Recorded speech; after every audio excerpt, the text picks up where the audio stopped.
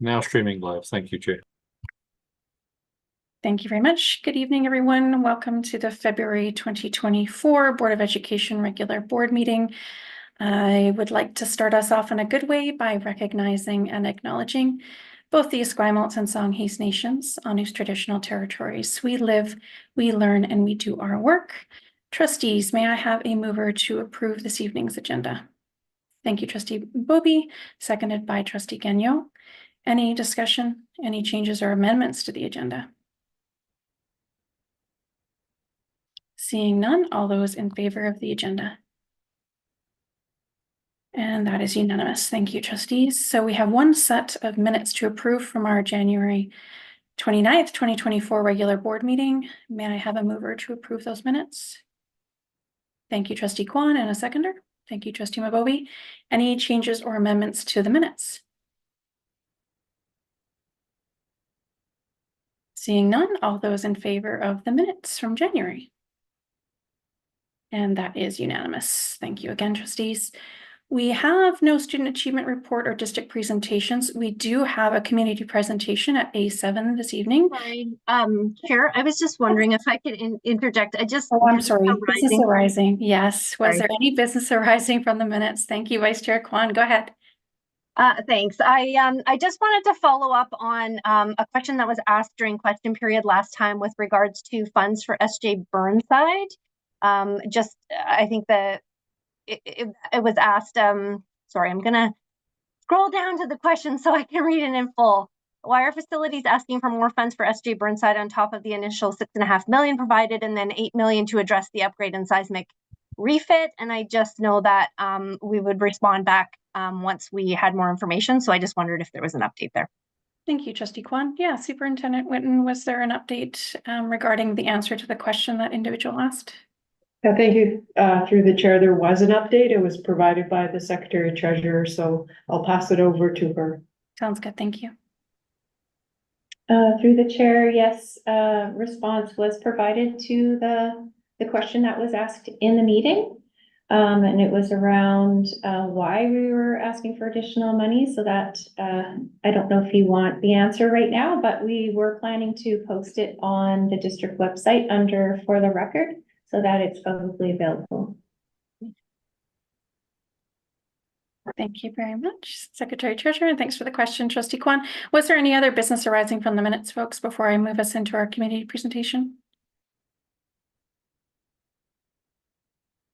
Okay, hearing none, seeing none. We have one community presentation this evening. Chief Manick is here to present to the board. Chief Manick, welcome. You have, I think you're probably familiar with our presentation protocol, but just as a reminder, you have 5 minutes. I do time folks, and then I will let you know when you're 1 minute away from the 5-minute mark. I will unfortunately have to interrupt you if you are still speaking, just to let you know that you're at the 1 minute mark. So my apologies in advance. But whenever you're ready, the floor is yours. Okay, perfect. Thank you very much. And so again, I'm Chief Dale Manick of the Victoria Police Department, and thank you for the opportunity to speak to the board. Since the decision to remove school police liaison officers in May of 2023, the safety and well-being of students has become an area of significant concern in SD61 schools. We currently have 7 street gangs active in the Greater Victoria area, and gang recruitment through our schools is on the rise. Gangs have successfully recruited members from SD61 high schools and middle schools to traffic drugs and vape pens, which are illegal for youth to possess. Most schools in the Greater Victoria area have students involved in these gang-affiliated trafficking schemes. And just last month, Vic PD made its first arrest of a gang-affiliated member who was actively recruiting youth in parking lots from across the street of a number of schools during the school day. This is just one person of many who we have observed, and we continue to work on targeting these activities. Gangs are extorting kids and parents involved in their trafficking schemes, and in some cases, they're using violence and threats of violence. One of our CRD police agencies has reports of drugs being dealt to students as young as 11 years old. Unfortunately, most kids are naive to gang recruitment, and by the time they realize that they're actually working for a gang, they have incurred debt, and they're well on their way to becoming entrenched. The primary role of a school police liaison officer is education and crime prevention. Without SPLOs, we are not able to get involved with vulnerable students early to help prevent gang recruitment and student safety. Police in schools are a direct deterrent to gang involvement and other concerning behavior. Now, it's important to note that the role that the SPLOs played in schools has not been taken up by any other provider. They have not been replaced with social workers, counselors, or mental health workers as promised, and I would argue that they actually cannot be replaced. The role of a SPLO is much different than any of these other providers and what they can take on. They are not police professionals or experts in crime prevention and criminal investigations. One important role that cannot be filled is a disclosure of a crime. The SPLO relationship built trust in police officers among students so that when the MIST team attended a school for a disclosure, there was a quick transition of trust between the school police officer to the MIST officer. And remember, the MIST officer is supporting youth that are high risk, exploited, and vulnerable. And now what we're left with is that the MIST team has to build those relationships from scratch, and it takes time and time that they simply do not have. Recently, local police departments have been offering information sessions on gang recruitment and activity in and around our schools to parents. These info sessions have been filled to capacity, and so far, more than 600 parents have attended. It's clear that there's an appetite for more information on how to keep youth safe, and the School Police Liaison Officer program plays a key role in maintaining student safety. Parents who are concerned about gang activity are not the only ones who want to see officers back in schools. I've been copied on dozens of letters from parents, PACs, leaders from our BIPOC communities and Indigenous communities, representatives of hundreds of people from the very communities the board cited as the reasons for removing officers from schools. And they are expressing concerns over the cancellation of the program. My question to the board is, where are these emails and letters, and why aren't they being discussed? As far as I know, their concern has gone unacknowledged and unanswered. What some might not be aware of is that the restriction of police visiting Manic, schools. you have less than a minute now left. Sure, yeah. Has not been limited to the school police liaison officer, but also extends to officers making presentations in schools or otherwise visiting for any reason other than law enforcement or safety planning for lockdown. And I'll finish with this. The time for action is now. What we're seeing in our schools is unprecedented. I'm respectfully asking that student safety be made a top priority in our schools. I'm requesting that SD61 board reinstate the School Police Liaison Officer program immediately, and also create a subcommittee that includes students, PAC reps, teachers, administrators, police officers to discuss the barriers that exist for some students to have police in schools and how we can reduce the trauma for those students. And I'm ready to commit officers to this program. 5 minutes. Thank you very much for your time. Thank you very much. All right, folks. Thank you very much to Chief Manic. Appreciate your time this evening. Trustee Painter, you had a question? Sorry, did we lose Chief Manic? No, Oh, sorry, I Chief did. Manic is still here. So sorry, Trustee Painter, did you have a question? If Chief Manic is open to questions, yes. I'm open to questions, absolutely. Thank you, sir. Appreciate your presentation. There haven't been police liaison officers in schools within the Victoria and Esquimalt catchment since, I believe, 2018. Could you give us some insight into why this is an issue now rather than in the past 5 years? Sure, yeah. So that's a really good question. So thank you for that. I can tell you that although we removed the police officers formally from the School Police Liaison Program for VicPD, we've always had police officers going in and out of the schools for safety presentations and maintaining that presence. So although it wasn't done on a formal basis, we always maintained a presence in our schools because it was so important to do, and that's what I could do. And I would share with you that what we're seeing in our schools today is unprecedented. We're having major challenges around violence, intimidation, threats of violence in our schools today. We need to take action immediately, and we cannot do it when we're looking from the outside in. We need to build those relationships, work with teachers, parents, students, and making sure that we have student safety as a priority. Right. Thank you very much, Chief Manick, for being here. We appreciate your time this evening. You're very welcome. Thank you, Chair. Okay, folks, we have a chair's report under C1.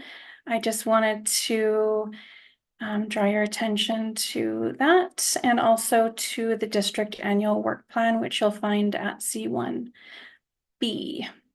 Trustees, did you have any questions in relation to my monthly report? Trustee Kwan, go ahead. Not a question. I just wanted to highlight on the board work plan with the Vancouver Island School Trustees Association Conference. I believe that's been moved to March 8th and 9th. On the board work plan, it's originally March 2nd and 3rd. Just thought I'd point that out. Thank you very much. We will update that. Thank you for catching that. And I wanted to also acknowledge from my monthly report to events this month in February is Black History Month. And so the 2024 theme for Black History Month is Black Excellence, a heritage to celebrate and a future to build. And so just wanted to encourage everybody to take the opportunity, or if you haven't already, to celebrate the achievements and contributions of Black Canadians and to reflect on our collective responsibility to support anti-racism initiatives, the framework for anti-racism and policy and practice in our district that supports inclusive and culturally responsive learning environments. I also wanted to just acknowledge Pink Shirt Day, which is coming on Wednesday. And again, this is an annual opportunity for us to come together in support of anti-bullying, learning, and change making. So again, an opportunity to lean into kindness and understanding in support of children and youth. So again, would encourage everybody. I know we do a great job within school communities of celebrating Pink Shirt Day and organizing special learning activities. So look forward to hearing more about that. Any other questions in relation to my report or indeed the monthly board work plan for March?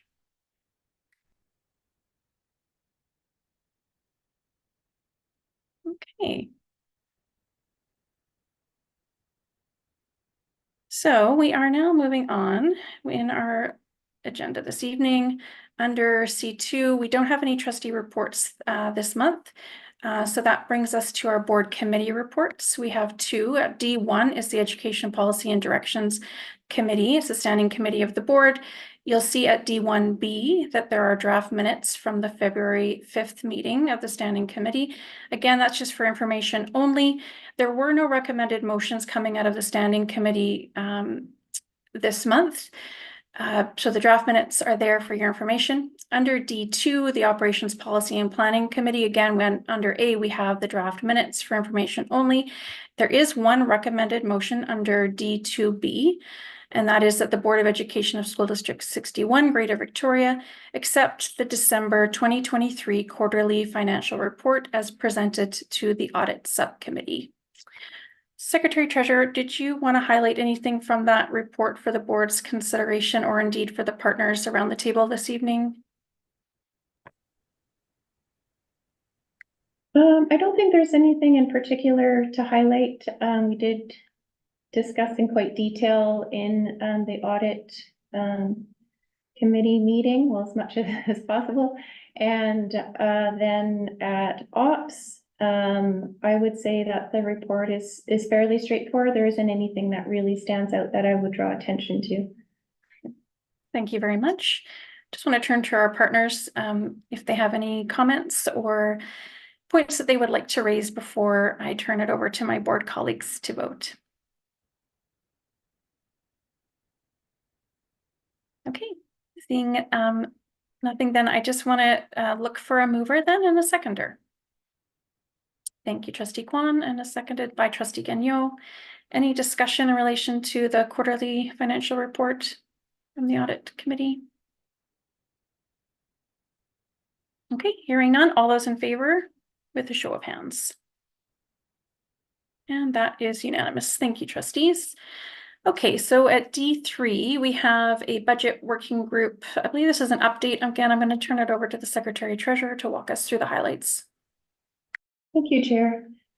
This is just an update from the final budget working group meetings that were held on February 8th and February 13th. And just a reminder to everyone that this Thursday on February 29th, there will be a special public open meeting where the recommendations from the budget working groups will be presented to the board. Thank you very much, Secretary Treasurer. Trustees, any questions, comments in relation to the update? Okay. Hearing none, we'll move on to our superintendent's report. This is the superintendent's monthly report. Superintendent Whitten, did you want to highlight anything from your monthly report for the board's consideration?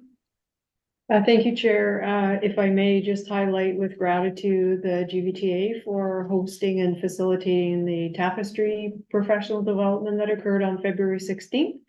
And also to the 4 schools that welcomed me in for visits, Craigflower, Quadra, Tillicum, and Lansdowne Middle School. So again, gratitude for those visits. Thank you, Superintendent Whitten. Trustees, do we have any questions for the superintendent in relation to her monthly report? Trustee Kwan, go ahead. I appreciate you pointing out that's one thing that always it takes my attention in your reports is just the visits to the schools in the district. And I wondered if you had any highlights or anything that you could outline for everyone at the table with regards to your visits. Any exciting things that are happening in the schools? Thank you, Trustee Kwan. Superintendent.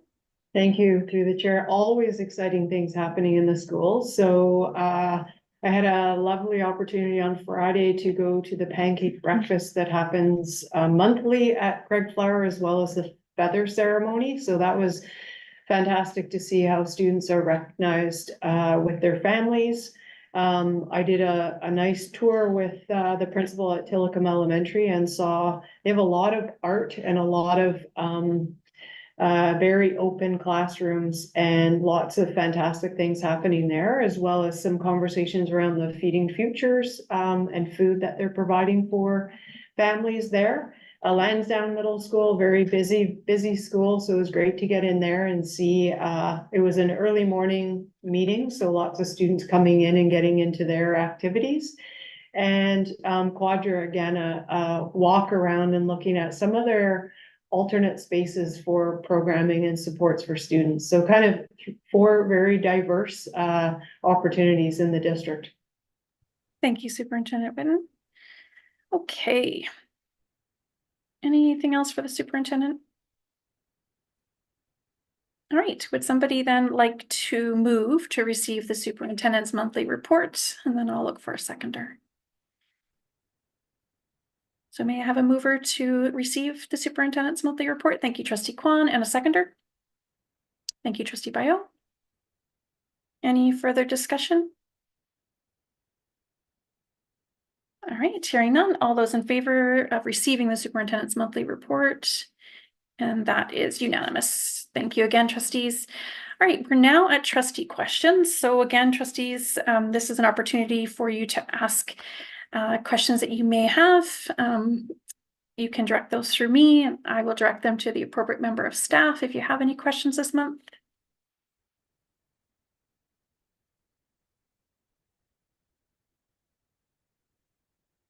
Okay. We are now at the Secretary Treasurer's report. So again, Secretary Treasurer Stride, would you like to highlight anything from your monthly report? I don't have anything in particular to highlight, but I have listed there some of the mostly meetings and activities since January 30th, 2024. Thank you very much, Secretary Treasurer. Any questions, trustees, in relation to the Secretary Treasurer's report? Trustee Kwan, go ahead. Yeah, just one thing that stands out to me, of course, is the meeting with Ministry of Education and Childcare, regarding funding and financial accountability. And I just wondered if you were able to just give us a little more context and what the topics of discussion were. Thank you, Trustee Kwan. Secretary Treasurer, when you're ready. I believe that one is in reference to the meeting that we had. It was sort of a recap of the budget information that was released after Budget Day on February 22nd. And just to provide some additional information, most of the messaging was that we will receive more information on March 15th when the budget is announced, and some information we won't be receiving until the end of March, as it's tied to some things that are negotiated across the full public sector in the province. Thank you very much for the question and the answer. Any other questions in relation to the Secretary Treasurer's report? Trustee Gagnon, go ahead. Thank you, Chair. Just interested in the annual meeting with the Vancouver Island school districts and if there's any sort of temperature about how they're doing with their budget situations, and if there's anything we can learn or take away from our neighbors around the island. Through the chair, yes, I had to miss this meeting last year, and it was really challenging to make it this year just due to the timing of the meeting. But we did spend time in roundtable.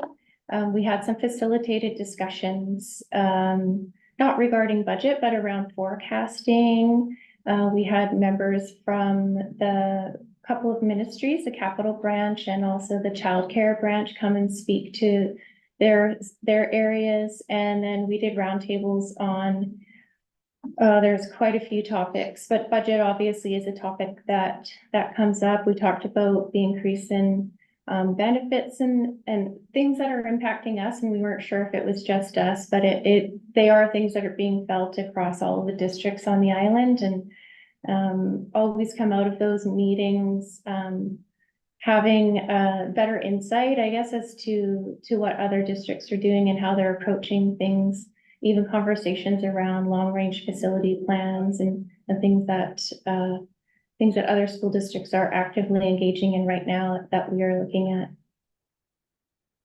Thank you, Secretary Treasurer. Any further questions before I look for a mover to receive the Secretary Treasurer's monthly report? Okay, may I have a mover to receive the report, please? Thank you, Trustee Mobobi, seconded by Trustee Gagnon. Any further discussion? Okay, all those in favor of receiving the Secretary Treasurer's monthly report? And that is unanimous. Thank you again. Okay, so we are now at B, and this is our amended annual budget bylaw for 2023-2024. I'm going to turn it over to the Secretary Treasurer to walk us through the amended budget. Secretary Treasurer, whenever you're ready. Thank you, Chair. I've passed the presentation over to Andy just as a safer keeper of it in case something happens. And so we'll just get him to start that.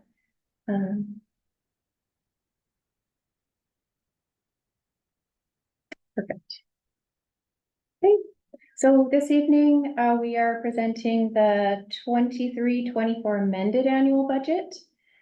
Before I even get started, I really need to take an opportunity to acknowledge the hard work and dedication of Julie Letner, our Associate Secretary Treasurer, and her team. And I saw that Hervinder Parmar is there. She's our Director of Finance, Budgets, and Financial Reporting.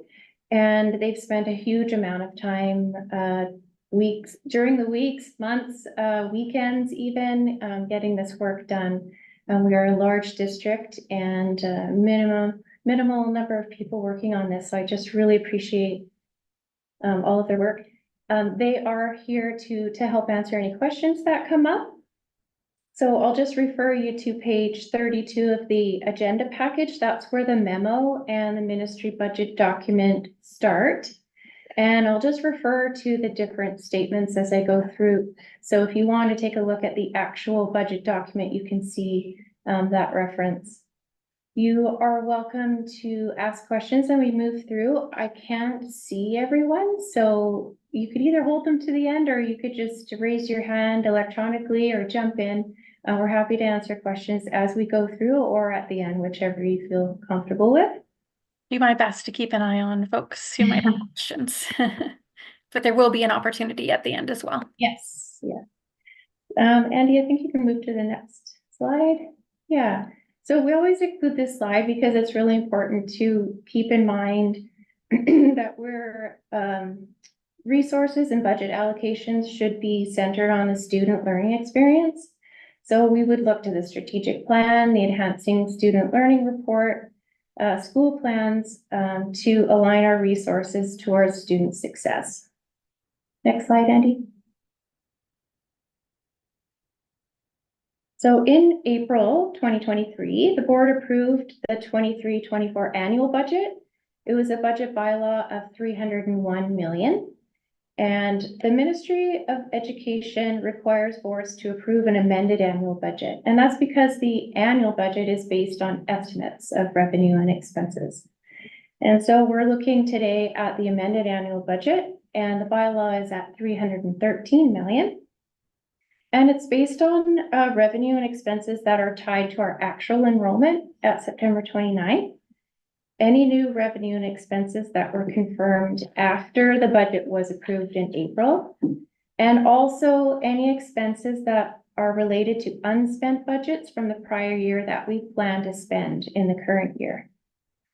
And according to public sector accounting standards, so we're required to create a budget that encompasses all of our funds, so operating, special purpose, and capital. This slide here just provides reference to the relevant statements in the ministry budget document. Next slide. Just some highlights of the amended annual budget. The more significant changes that we saw. So for enrollment, the operating grant is up. Ministry operating grant funded student FTE has gone up by 399.8 FTE. But also due to higher enrollment, there are variable operating expenses that are tied to that increased enrollment. So we'll also see increase in corresponding staffing and supplies. I see you have a question. Trustee Kwan. All right, I wasn't sure whether to ask it now or later, but I saw the enrollment increase, so I thought I may as well. And with that enrollment increase, I just wondered, I know that, you know, there's a growth phase and there's additional funding that is associated with growth phase, but I also wondered, you know, when does it actually come into effect? Like, I don't know, 399 or almost 400 FTE, if that is considered growth. In the sense of more additional funding or how that works. So I just wondered if you had any insight for me. Yes, thank you. Julie may want to jump in and add to what I have to say, but I believe that in this year, the growth that we saw when we presented the enrollment numbers, I believe it was at Ops, that it's tied, most of it is tied to ministry funded international students and some refugee students. And so I would say it is growth and it is giving us additional operating grant funding to work with, but it's at the same time increasing the number of students that are in our schools and the number of classes that we need to have based on our required class size and composition.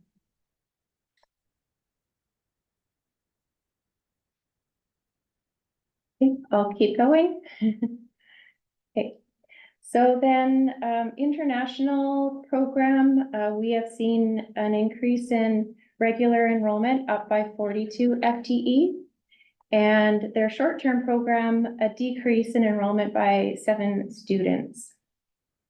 So the increased enrollment and also increased other revenue that is tied to increased enrollment has resulted in an increase of 514,000 a net profit, and that supports the entire district.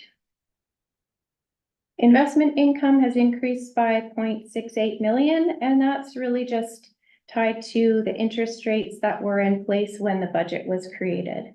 We'll get more detail on these as we move through the document. Labor settlement funding of 3.8 million.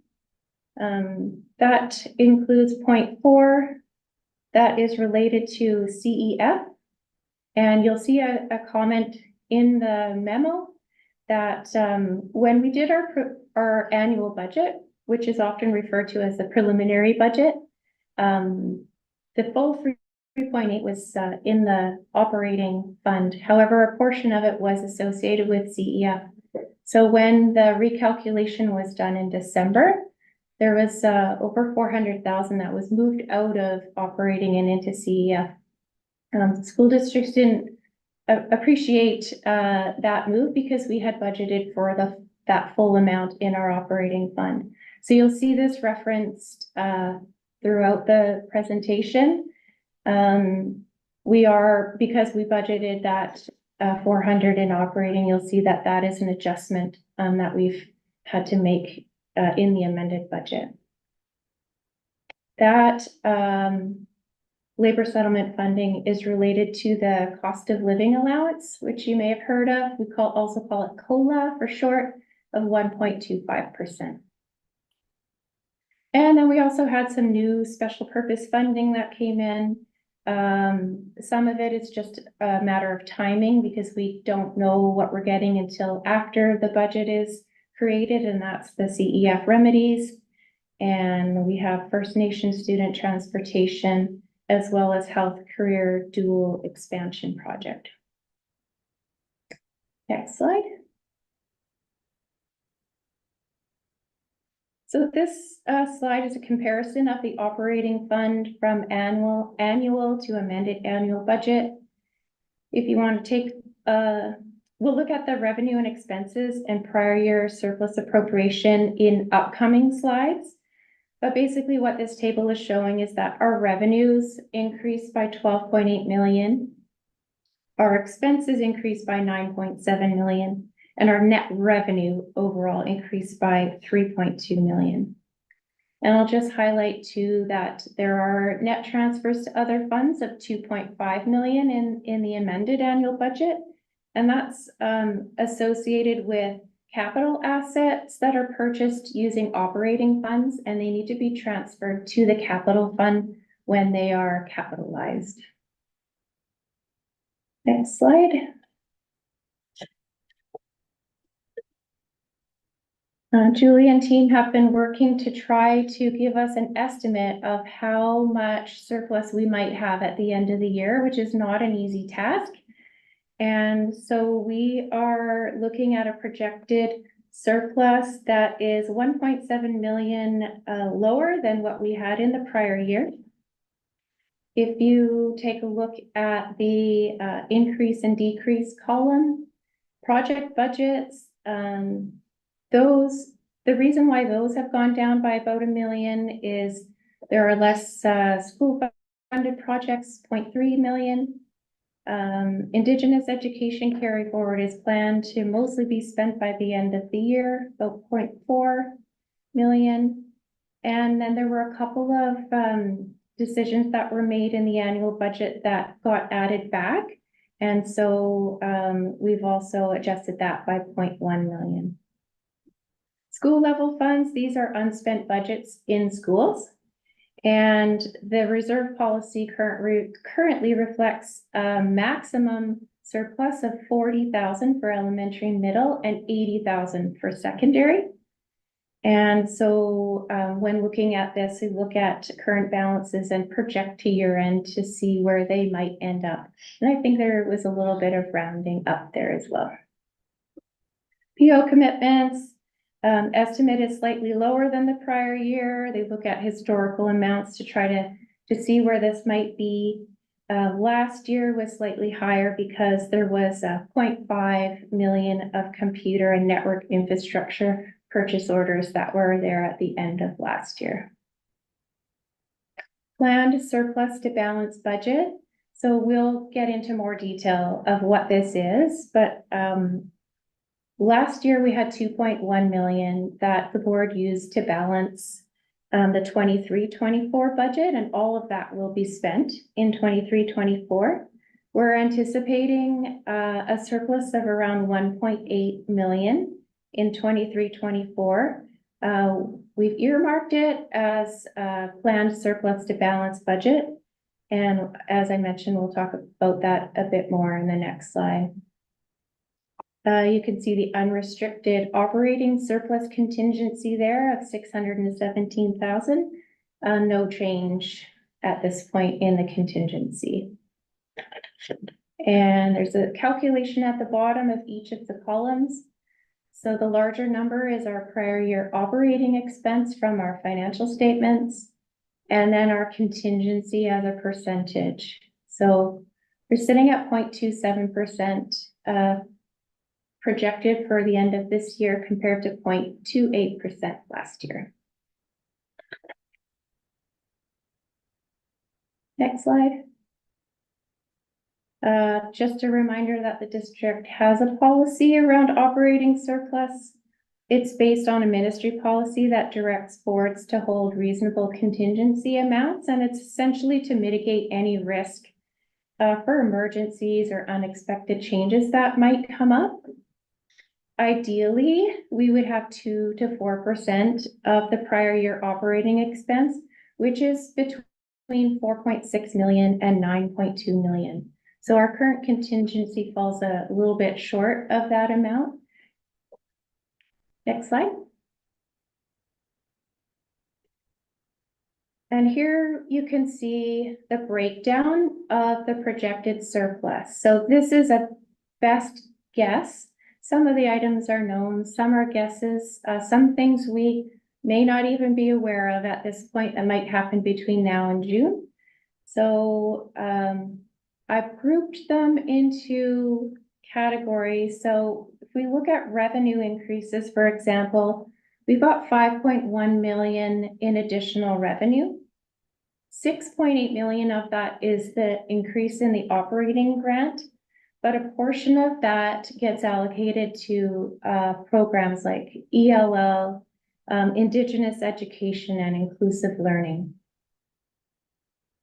International education profit is up by 0.5. And then investment income is up by 0.7. We did see some decreases in our revenue, and it was mainly just adjusting around the labor settlement fund. So I mentioned the 0.4 million that is part of CEF, which is a special purpose fund. So it's coming out of operating. And we had budgeted for support staff benefits, but they ended up being rolled into the labor settlement funding of 0.2.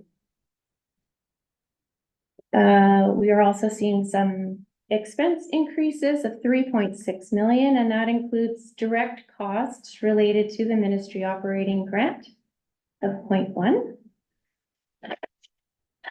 TTOC costs are up 2.3 million.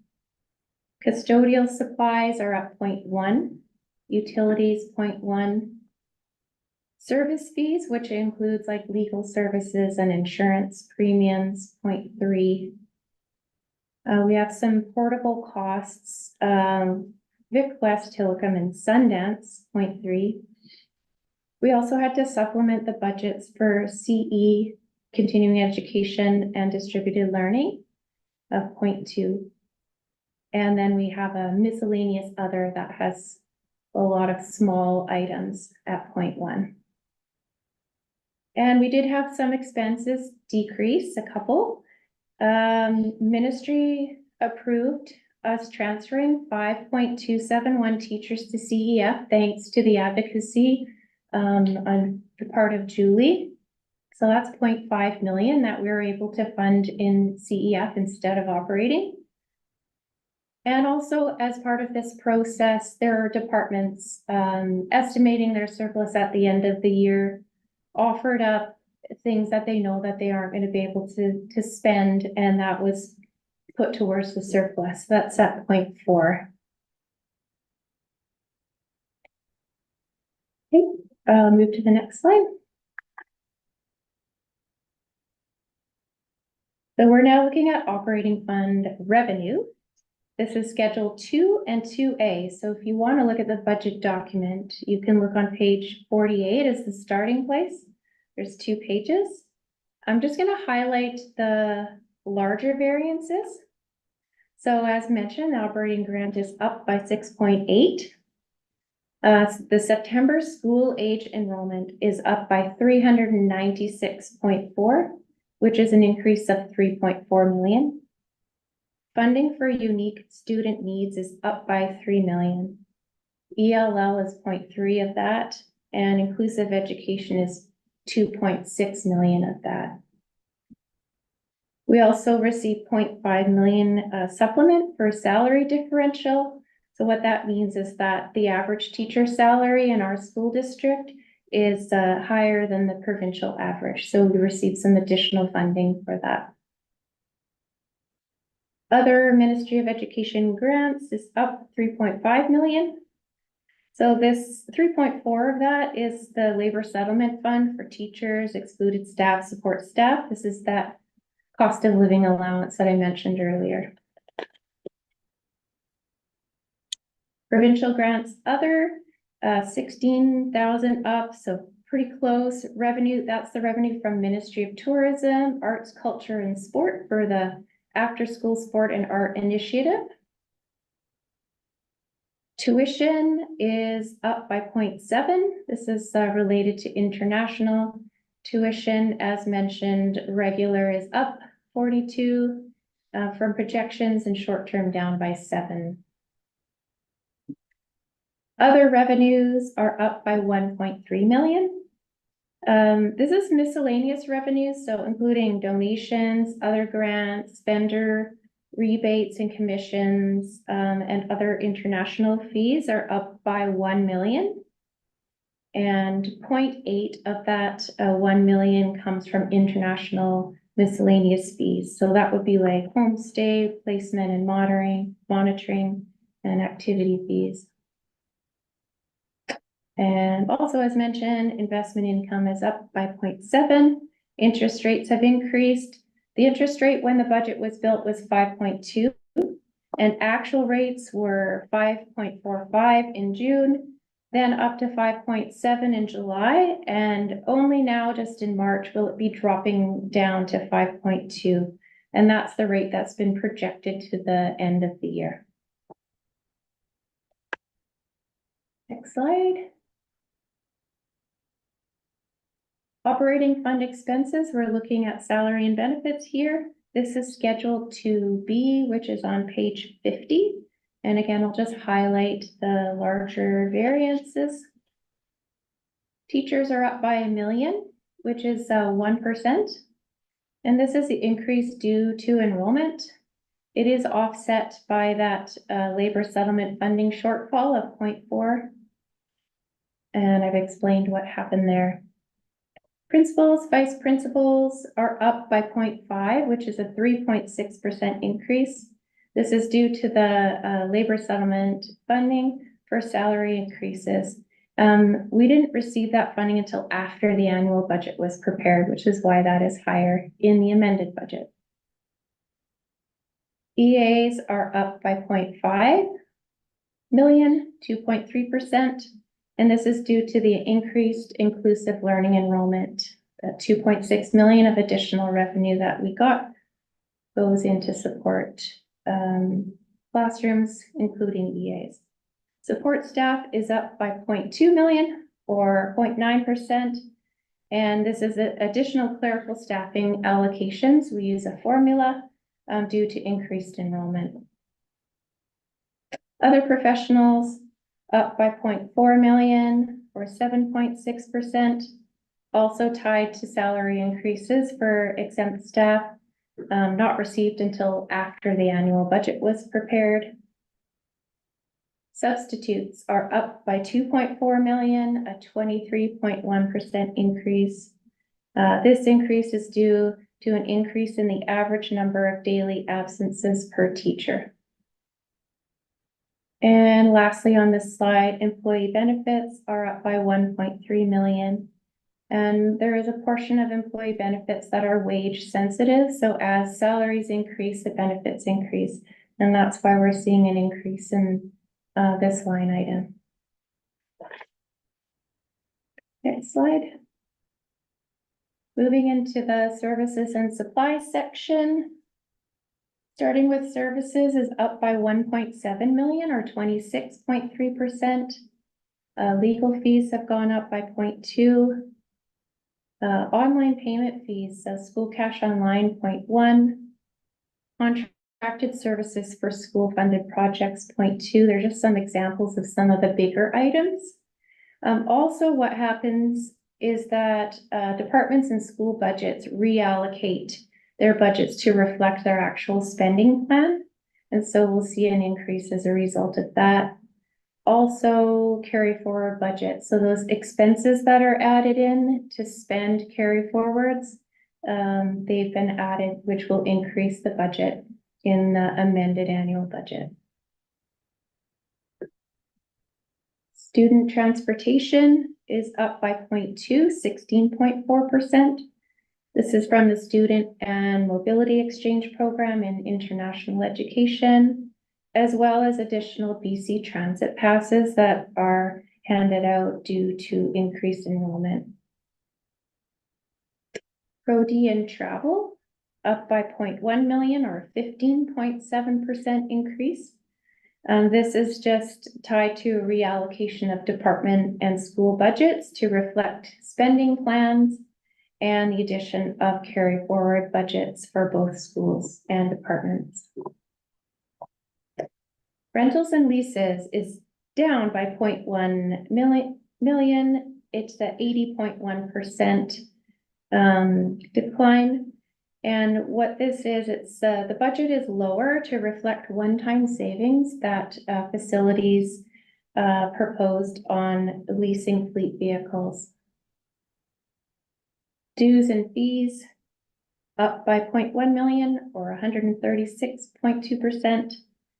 So the annual budget included a reduction of 0.1 for BCSTA fees, which was later rescinded. So it's been added back into here because it's a smaller number. It's more apparent. Insurance is up 0.1 or 11.7%. And that's just due to an increase in the annual cost of our insurance through the school protection program. And supplies are up by 1.1 million, 21.2%. These are additional allocations due to the enrollment increase as mentioned, as well as carry forward budgets for schools and departments. And also included in here is the increase in custodial supplies of 0.1. Utilities is up by 0.2, 3.4%. This is an increase due to a water leak that was at Lansdowne, net of the credits that we received back. So hopefully a one-time expense. Next slide. So special purpose funds, we're looking at schedules 3 and 3A on pages 53 to 56. These are separate funds that are set up for tracking revenue and expenses, money that's received from the ministry as well as external parties, but the money has restrictions on how it can be spent. We don't allow any transfers from operating or capital into the special purpose funds. And the larger funds that you'll probably have heard of are school generated funds, Community Link, the CEF, the Classroom Enhancement Fund, and Feeding Futures. Next slide. There's a lot of information on one slide, but this is a comparison of the revenue between annual and amended annual budget. The revenue shown here is actually the planned expense. So we net revenues to expenses in this fund. If there is any revenue that's left unspent, it gets deferred until the next year. So I'll just highlight some of the larger variances in this list. School generated funds are up by 0.5 million. So these are funds that are collected at the school level from parents, PACs, community, for things like field trips, activities, fundraising. And there's an increase due to the increase in the interest revenue because the balances in these accounts earn interest. And also there's a projected increase just due to an increase in overall activity. You'll see OLIP there, which is federal French, is up by 0.1, and that was a special growth initiative grant that the district received. CEF, or Classroom Enhancement Fund, is up by 2.6 million.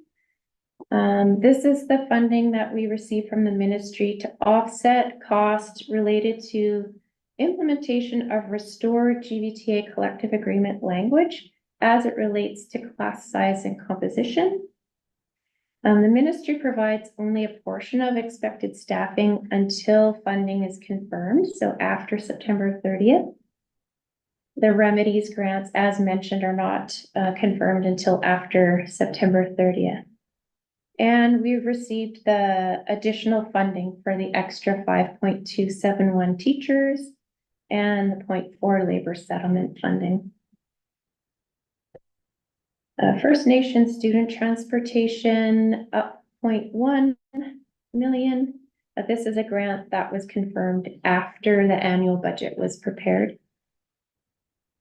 And then highlighting the early childhood education dual credit program up by 0.2. This is a partnership with Camosun, SD62, 63, and 64. That's the Gulf Islands, Suk and Saanich, to assist in the development and administration of an early childhood education dual credit program. And this funding was also received after the annual budget was prepared. And lastly, Health Career Dual Credit Expansion Project up by 0.1. This is an initiative with BC's Health Human Resources Strategy to create and expand dual credit programs that are focused on health careers aligned with regional workforce demands.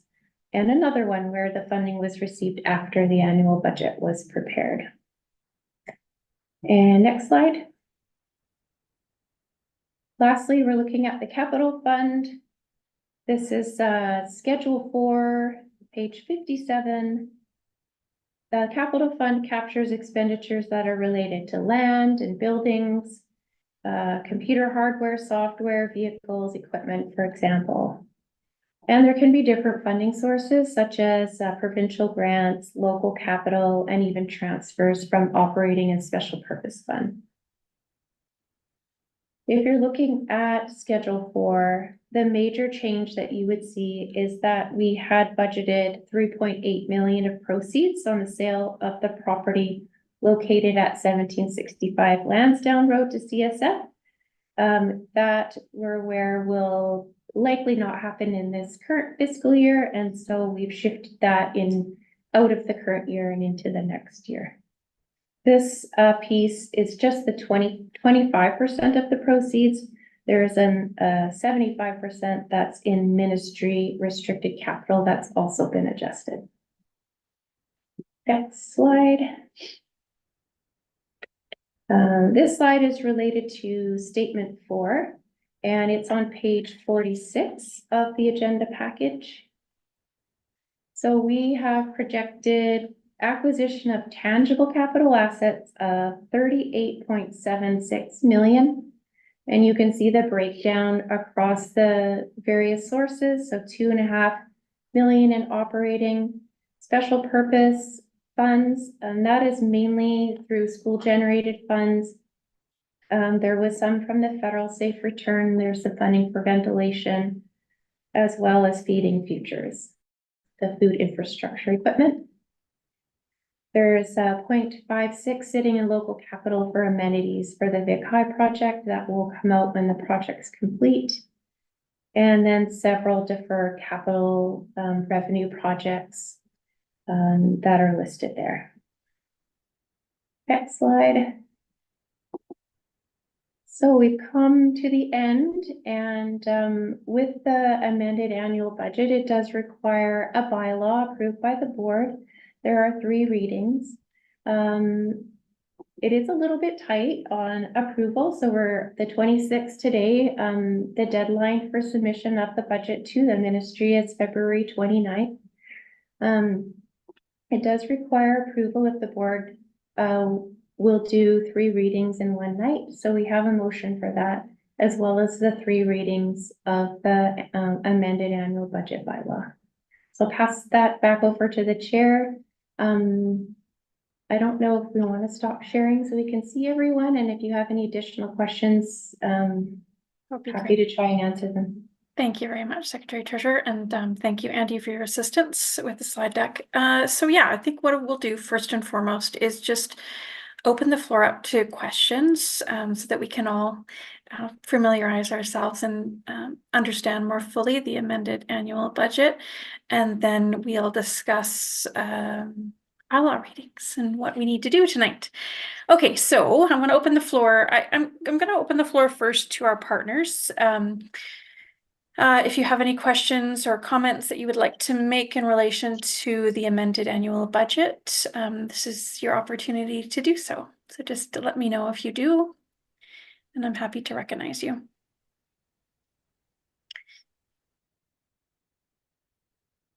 Okay, so I'm going to turn to trustees now for questions and any clarification that you have.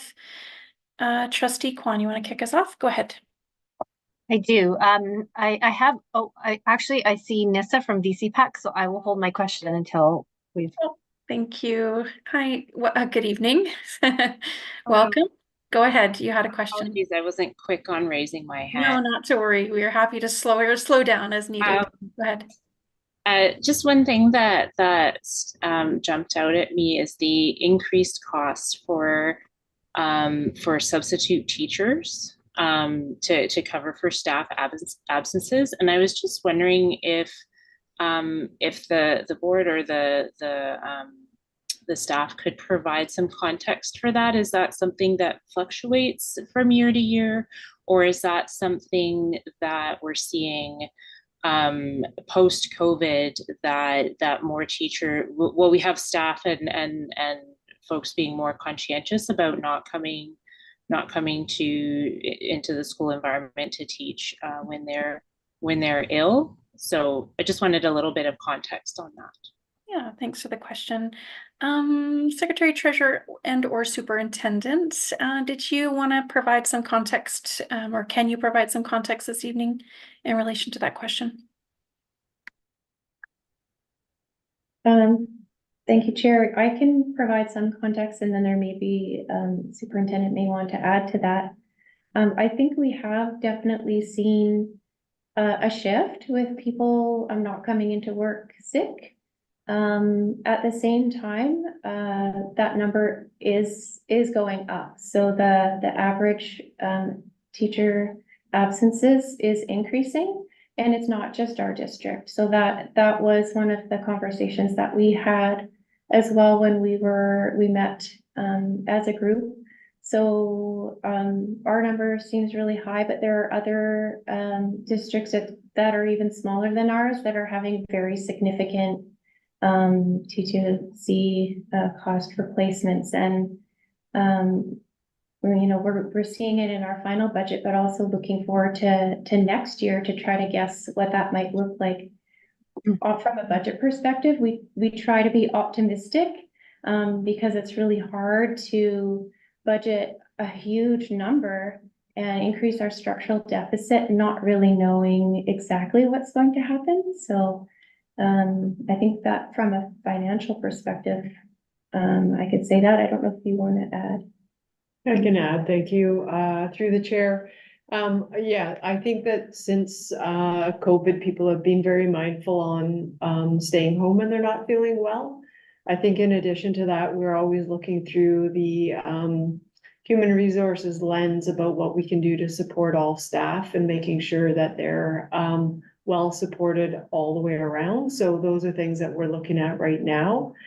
So it's a combination of people who are mindful of staying home when they're not feeling well, and then it's from our perspective around what we're doing here to support staff to make sure that they have wraparound services and supports when they're not well. Thank you, Superintendent. Nissa, did you have a follow-up question?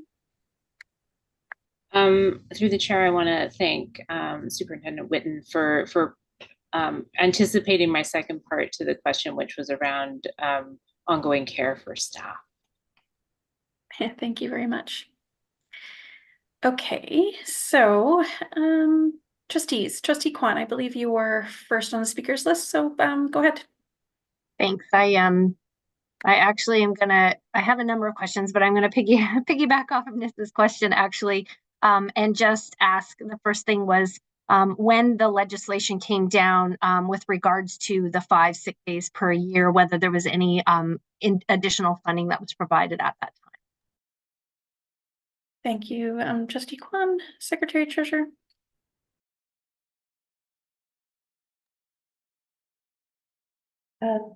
Thank you, Chair. Julie, correct me if I'm wrong, but I don't believe we received any additional funding for that. Thank you. I see heads nodding, so no additional funding, just to clarify for folks. Yeah, thank you. Trustees, Trustee Kwan, did you want to ask another one of your questions? Yeah, go ahead. I'm happy to keep going if no one else. Yeah, no, go ahead. Yeah. Yeah.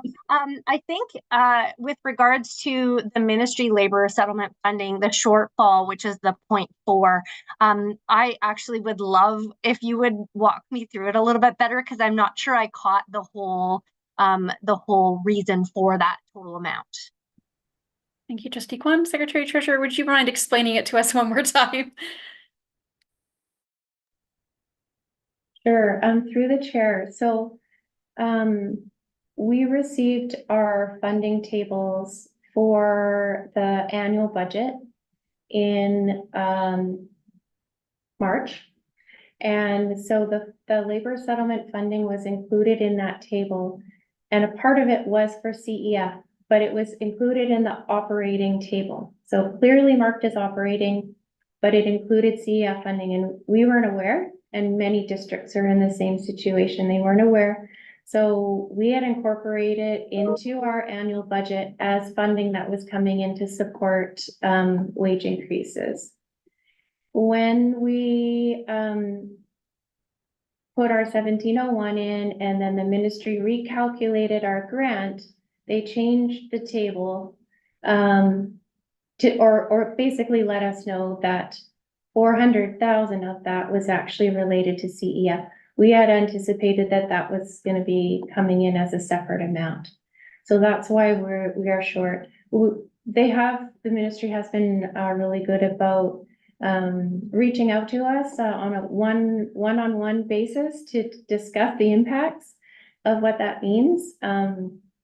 Yeah, I don't think all of the school districts were necessarily even aware at that point, because they may not have looked at the tables until they did their final budget, which isn't due until the end of February. So Julie very proactively reached out to the ministry to let them know what the impact was for us and to see if they were going to give us any additional funding. Unfortunately, they had no additional funding, and so they did work with us to see if there were different ways in which it could be presented to us that would allow more flexibility. But in the end, we're short the 400,000 that we thought we had in operating. So yeah, go ahead and follow up, Trustee Kwan.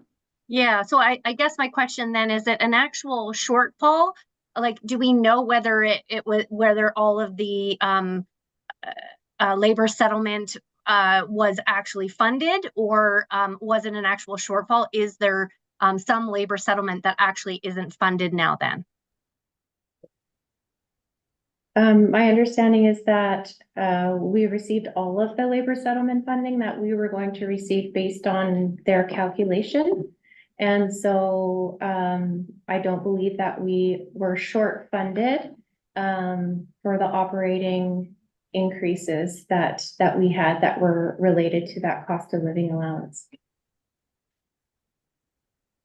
And just to clarify, Secretary Treasurer, the ministry doesn't share its formula with us for determining the proportion of labor settlement funds we're entitled to. Is that right?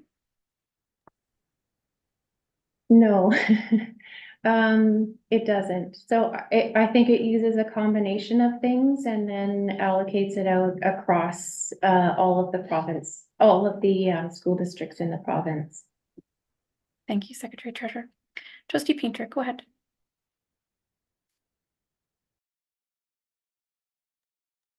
Thank you, Chair. My question is about supplies and services. Services specifically.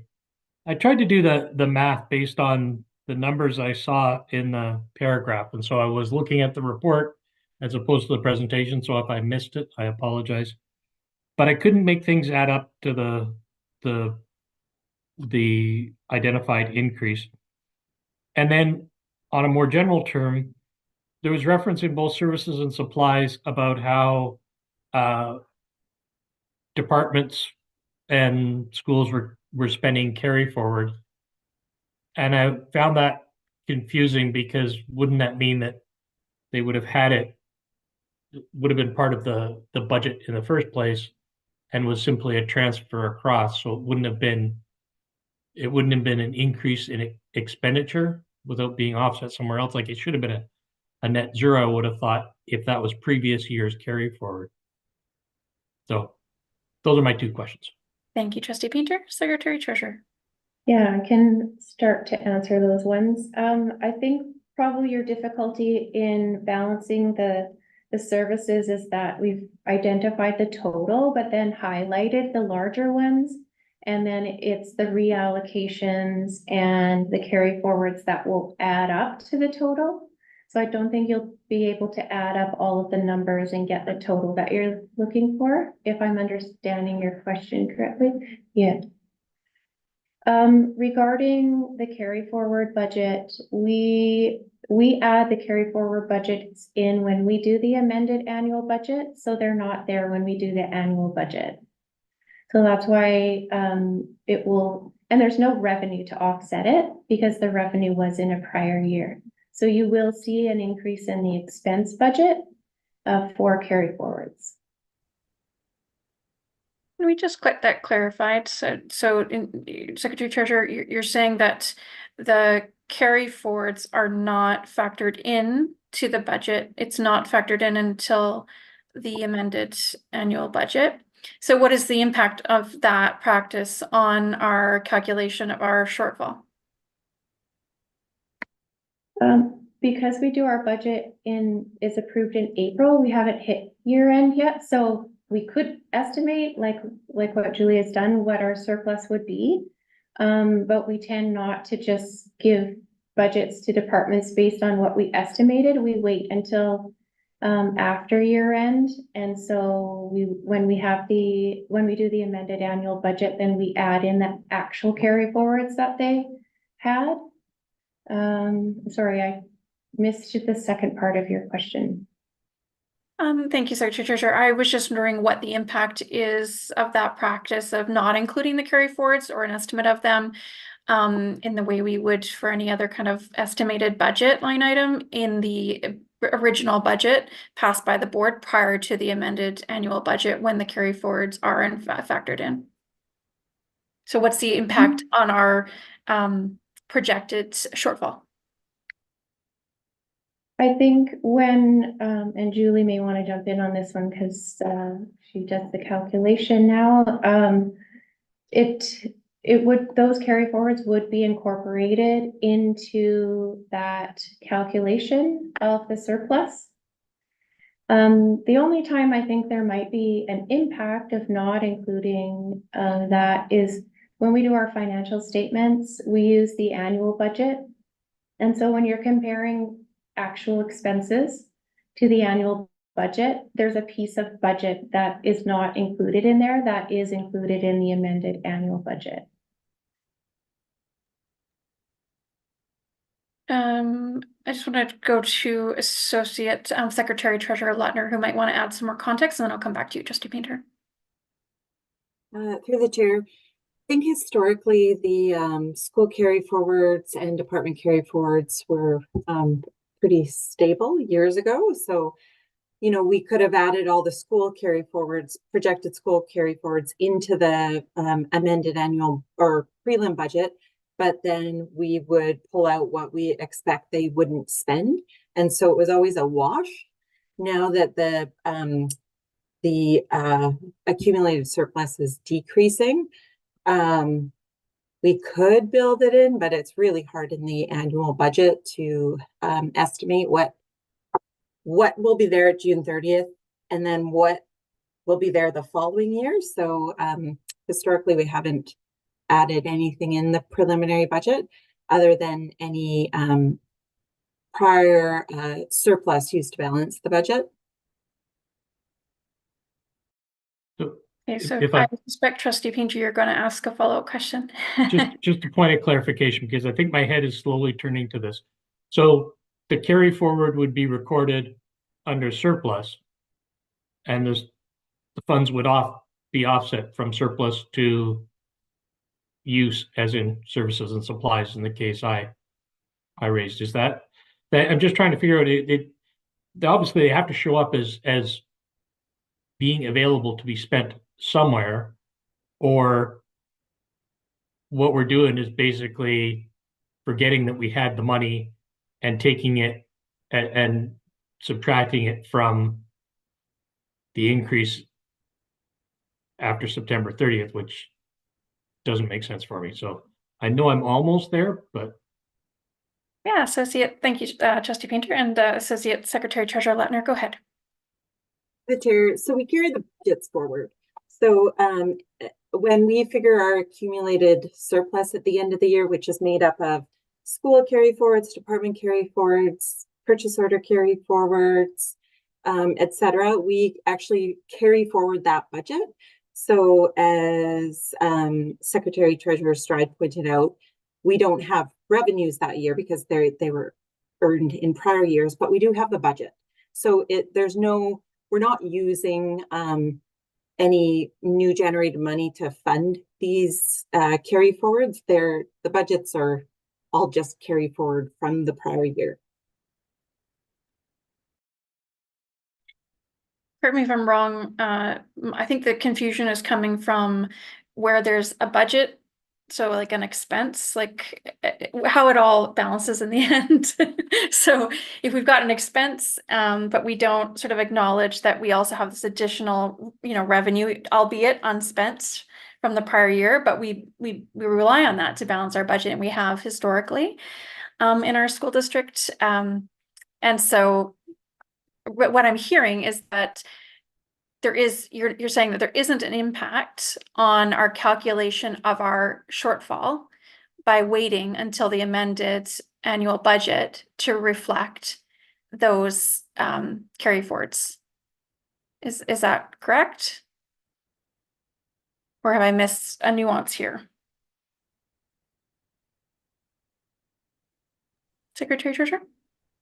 Yeah, I wasn't sure if Julie was going to answer that, but you're correct. Like all of the budgets are included at this point, and now is when we would make that first estimate of what we might have left as surplus. So it is incorporating budget that was there in the annual budget, as well as anything that's been added after that.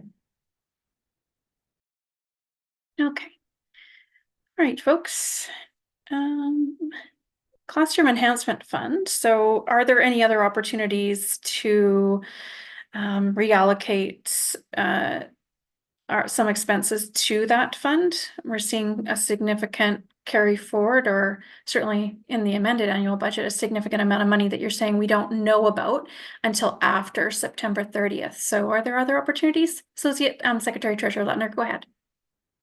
No, this year I requested to move 5.2 FTE from operating into classroom enhancement funds. But that took, discussions with the ministry, and, I had to prove why we are entitled to it. But the Classroom Enhancement Fund is a very targeted fund. It's not like, say, Community Link, where we have the, we can reallocate within there and use it for whatever we want, as long as it falls within this larger umbrella. Classroom Enhancement Fund is very targeted, and they have told us specifically, you can't even reallocate between the categories. You have to spend within the categories. So yeah, there's no reallocating or moving anything else in. And just to clarify, Associate Secretary Treasurer, what you're saying is that there's no ability to reallocate once we're in the financial year, but when we're setting the budget, presumably there is an opportunity for us to look to opportunities to use that fund to its full effect, obviously following the rules, because they're not going to fund against something that doesn't fall within the rules. But yeah, go ahead. No, so they've stated that they are not going to increase the Classroom Enhancement Fund other than for labor increases. So historically, we've just built in X number of teachers for library, X number of teachers for counseling. And this is the one year where I actually requested that we can actually increase some of those. But no, we can't just set a budget and submit it to the ministry. They expect us to submit a status quo budget with no calculated FTE increases. And like I said, I worked with the ministry this year to get us an increase, but we're going to be on the list next year. Thank you. Trustee Kwan, go ahead. Yeah, well, just while we're on the topic of the CEF, I just noticed on Schedule 3A, looking specifically at Classroom Enhancement Fund staffing, and I noticed there's a services and supplies amount kind of in that one. Looks like 16, sorry, my eyes, at this time of night, my eyes aren't all that great. I'm going to, so 16,340. And I just wondered, as far as specifically because this is staffing, what would that amount be related to if it's under services and supplies? And is that allowable in that? Like, is that allowable under restrictions? Secretary Treasurer or Associate Secretary Treasurer? Would either of you like to field that question? Oh, go ahead, Associate Secretary Treasurer. I'm just looking at that. I believe that, and Hervinder can correct me, is that supposed to be is that an overhead amount? The 16,000? No, I think that's the professional development fund. Oh, right. Thank you. So that is for teacher professional development related to the teachers that are charged through that fund. So it's a calculation based on the GVTA collective agreement.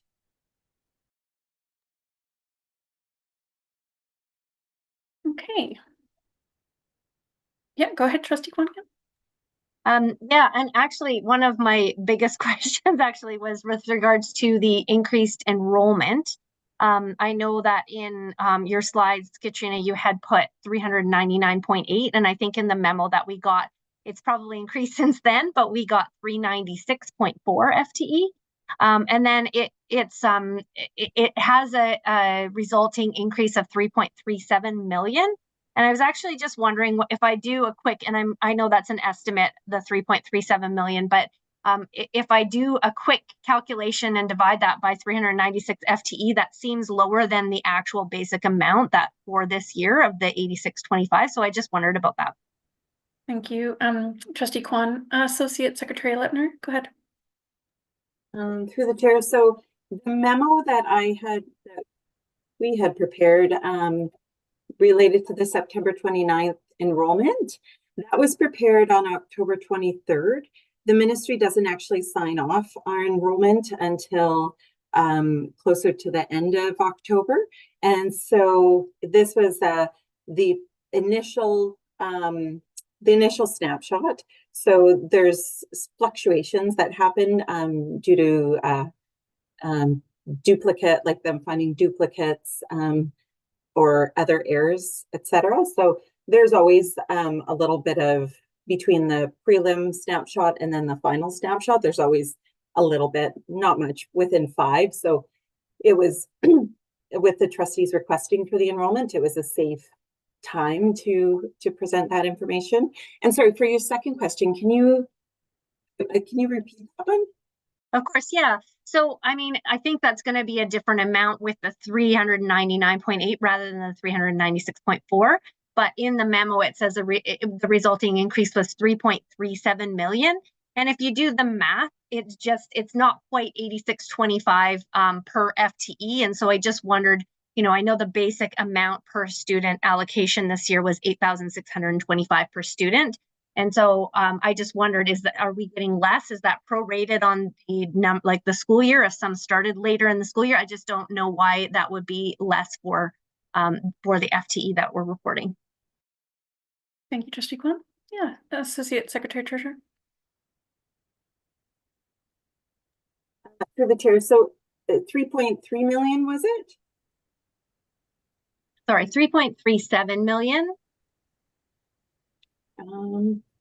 So if you took the basic amount, of 86.25 and multiplied it by 396.4, you should get 3.42 million, but it looks like it was an increase of 3.37 million. So I just wondered what the difference there is. I mean, obviously the ministry is giving us the calculations. I'm just wondering how that's happening. Or sorry, through the chair, part of it is because it's growth in adult education, and adults are funded at $5,505. Gotcha.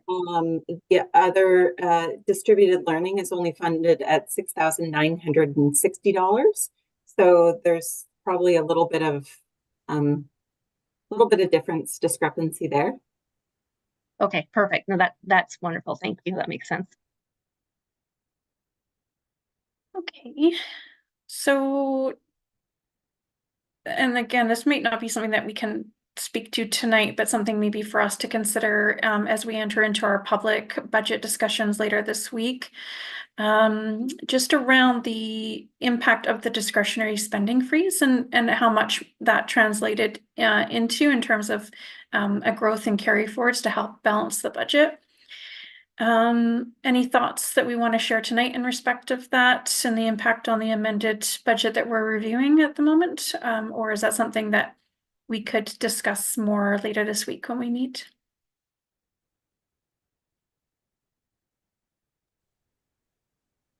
Through the chair, I'll probably pass this over to Julie because I know that the spending freeze did release some funding for the surplus and also tied to the reduced reserve at the school level. However, in discussion with Associate Secretary Treasurer Letner around that, the number actually wasn't that large. There were a number of one-time items that actually contributed to the surplus that was in addition to the one that we had budgeted. So, Julie, I'm not sure if you want to speak to that. I don't recall exactly what those items were. Thank you, Secretary Treasurer. Yeah, Associate Secretary Treasurer, go ahead. Through the chair, it was quite a bit of things that contributed to it. So school carry forwards, for example, was only 348,000 that contributed to the spending freeze lowered limits. There was some additional international revenue that came in after the final budget was prepared. That was about 250,000. There was let's see. There was some rebates, which we've adjusted now in the final budget that came in higher than what we had expected. We got a little bit more money from the ministry related to some benefit agreements. There were new refugee funds that came in February. There were some successful arbitrations that we had initially planned for, and they didn't come to fruition.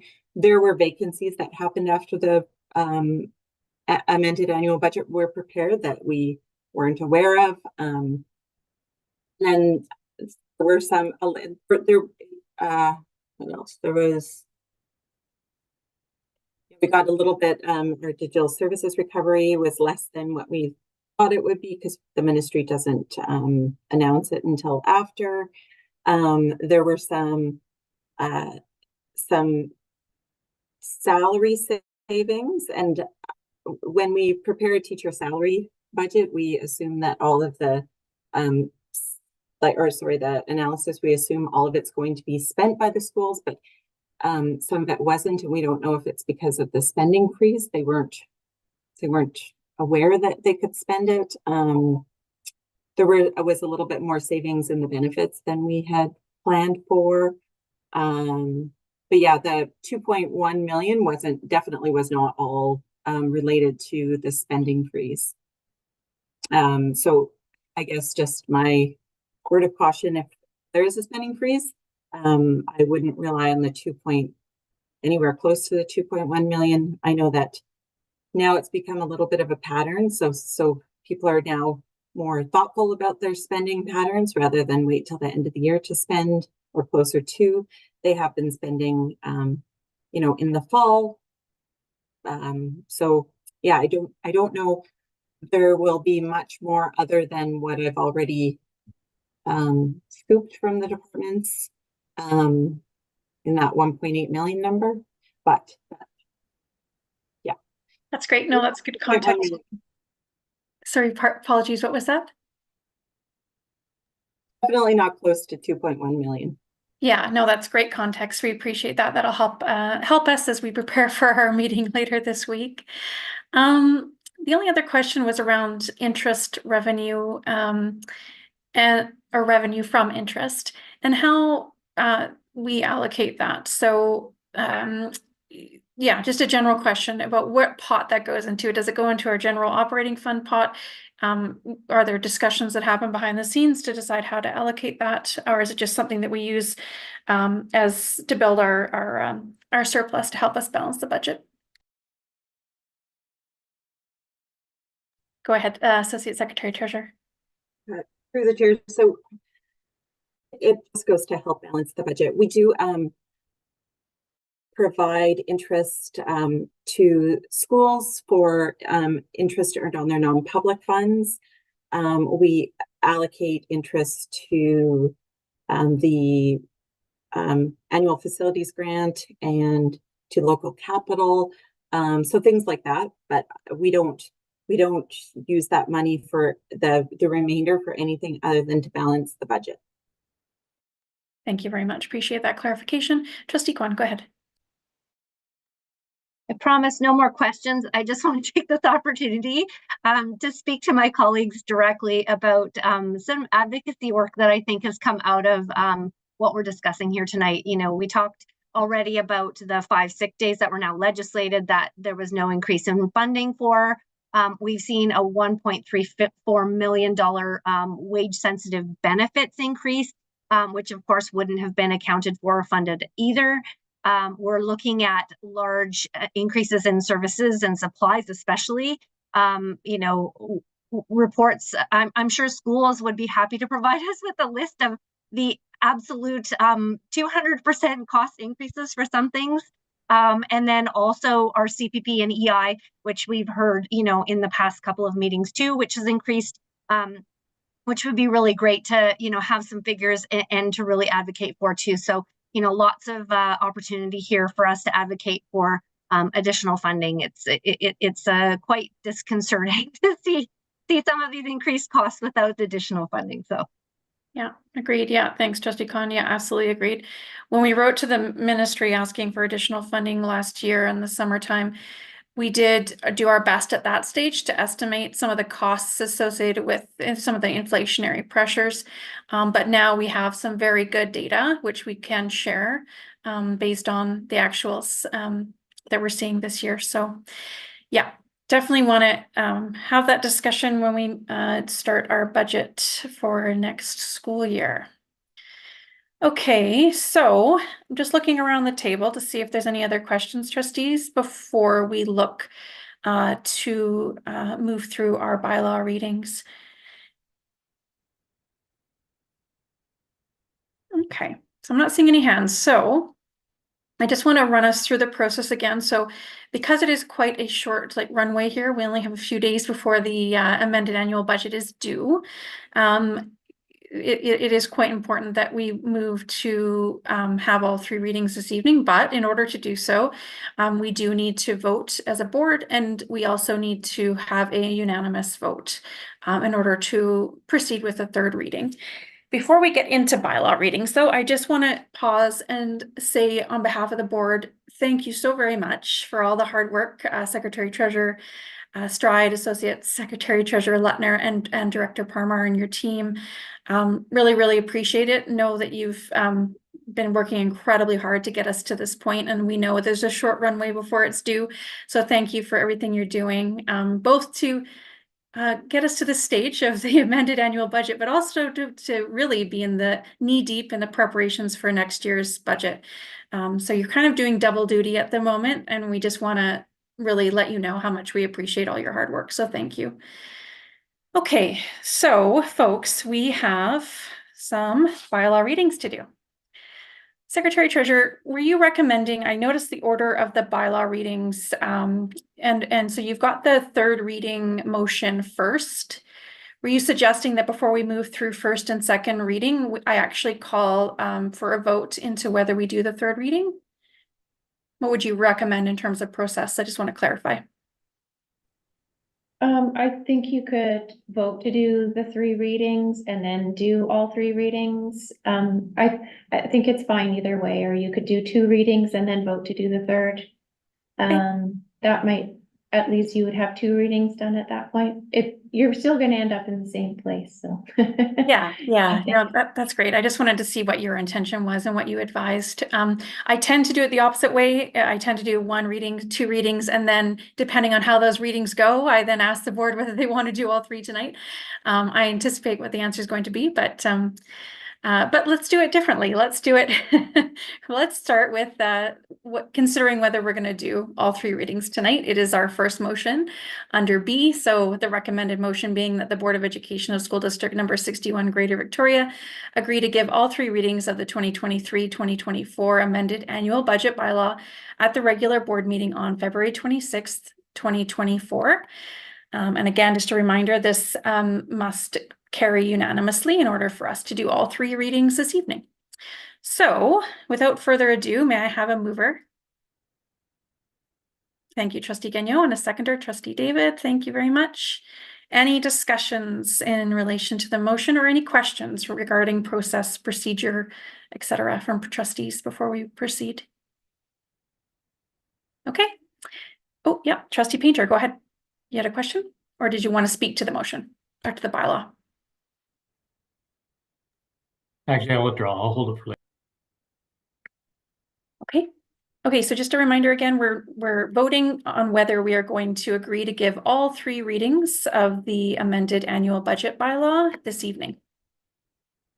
All right, without further ado, all those in favor of giving all 3 readings of the budget bylaw this evening? All those opposed? Abstentions? Sorry, Trustee Painter, I'm not clear on your vote. Were you abstaining? I'm abstaining. I'm not going to block it, but I'm not in favor of it. Okay, so it fails. Okay. If Chair, may I understood abstentions went in favor of the motion. So if that is the case, may I reconsider my vote? I think we can allow you that procedural latitude, or certainly I'm happy to. So why don't I call the question again, just so that we're all clear. All those in favor of giving the bylaw reading all 3 readings this evening? And that is unanimous. All right, thank you, trustees. Okay, so we are going to move then into the first reading of the amended budget bylaw. So bear with me. The recommended motion is that the school district of Greater that the school district number 61 Greater Victoria 2023-2024 amended annual bylaw in the amount of 313,092,218 be read a first time the 26th day of February 2024. And that the secretary treasurer and the board chair be authorized to sign, seal, and execute this bylaw on behalf of the board. First reading. May I have a mover? Thank you, Trustee Mabobi, seconded by Trustee Bayo. Any discussion? All right, hearing none. All those in favor of the first reading? And that is unanimous. Thank you, trustees. All right, we're going to move into our second reading. So that the school district number 61 Greater Victoria 2023-2024 amended annual budget bylaw in the amount of 313,092,218 be read a second time the 26th day of February 2024, and that the secretary treasurer and the board chair be authorized to sign, seal, and execute this bylaw on behalf of the board. May I have a mover for second reading? Thank you, Trustee Mabobi, and a seconder. Trustee Bayo, thank you. Any discussion in relation to the second reading? All right, hearing none. All those in favor of second reading with a show of hands? And that is unanimous. Thank you, trustees. All right, so we're going to move into our third reading. So that the school district number 61 Greater Victoria 2023-2024 amended annual budget bylaw in the amount of 313,092,218 be read a third time and passed and adopted the 26th day of February 2024, and that the secretary treasurer and the board chair be authorized to sign, seal, and execute this bylaw on behalf of the board. May I have a mover for third reading? Thank you, Trustee David, and a seconder, Trustee Bayo. Thank you very much. Any discussion? All right, hearing none. All those in favor of third reading? And that is unanimous. All right, we have unanimously signed, sealed, and delivered our annual amended budget. So thank you so much, everybody, for all your hard work to get us here. We appreciate it. Okay, so we have, let me just bear with me, folks. We're just going to get back to the top of our agenda here. So we have at C, so this is a statutory right-of-way at 2750 Shoreline Drive. We have a recommended motion. But Secretary Treasurer, I'm going to pause here because there are some complexities here and some other questions that I think the board may have. So I want to pause and just let you present the item for us if you don't mind. Thank you, Chair. Before I get started, I just want to acknowledge that we do have Jessica Arnett, and I don't know if that's how you pronounce her last name, here from the CRD. I believe there was someone else who was planning to come, but I don't see them there unless they are together in the same room. So just welcoming them, available to answer any questions that you might have that I'm not able to answer on the CRD side of things. So just to preface this, the Capital Regional District did advise us in January 2023 that it was moving forward with the Craig Flower pump station project. And at that time, it was interested in creating a staging area at Shoreline Middle School, and a staging area for the storage of construction materials and machinery. That was to be from May 1st to October 31st, 2023. In April 2023, they let us know that the project would be delayed until the next year.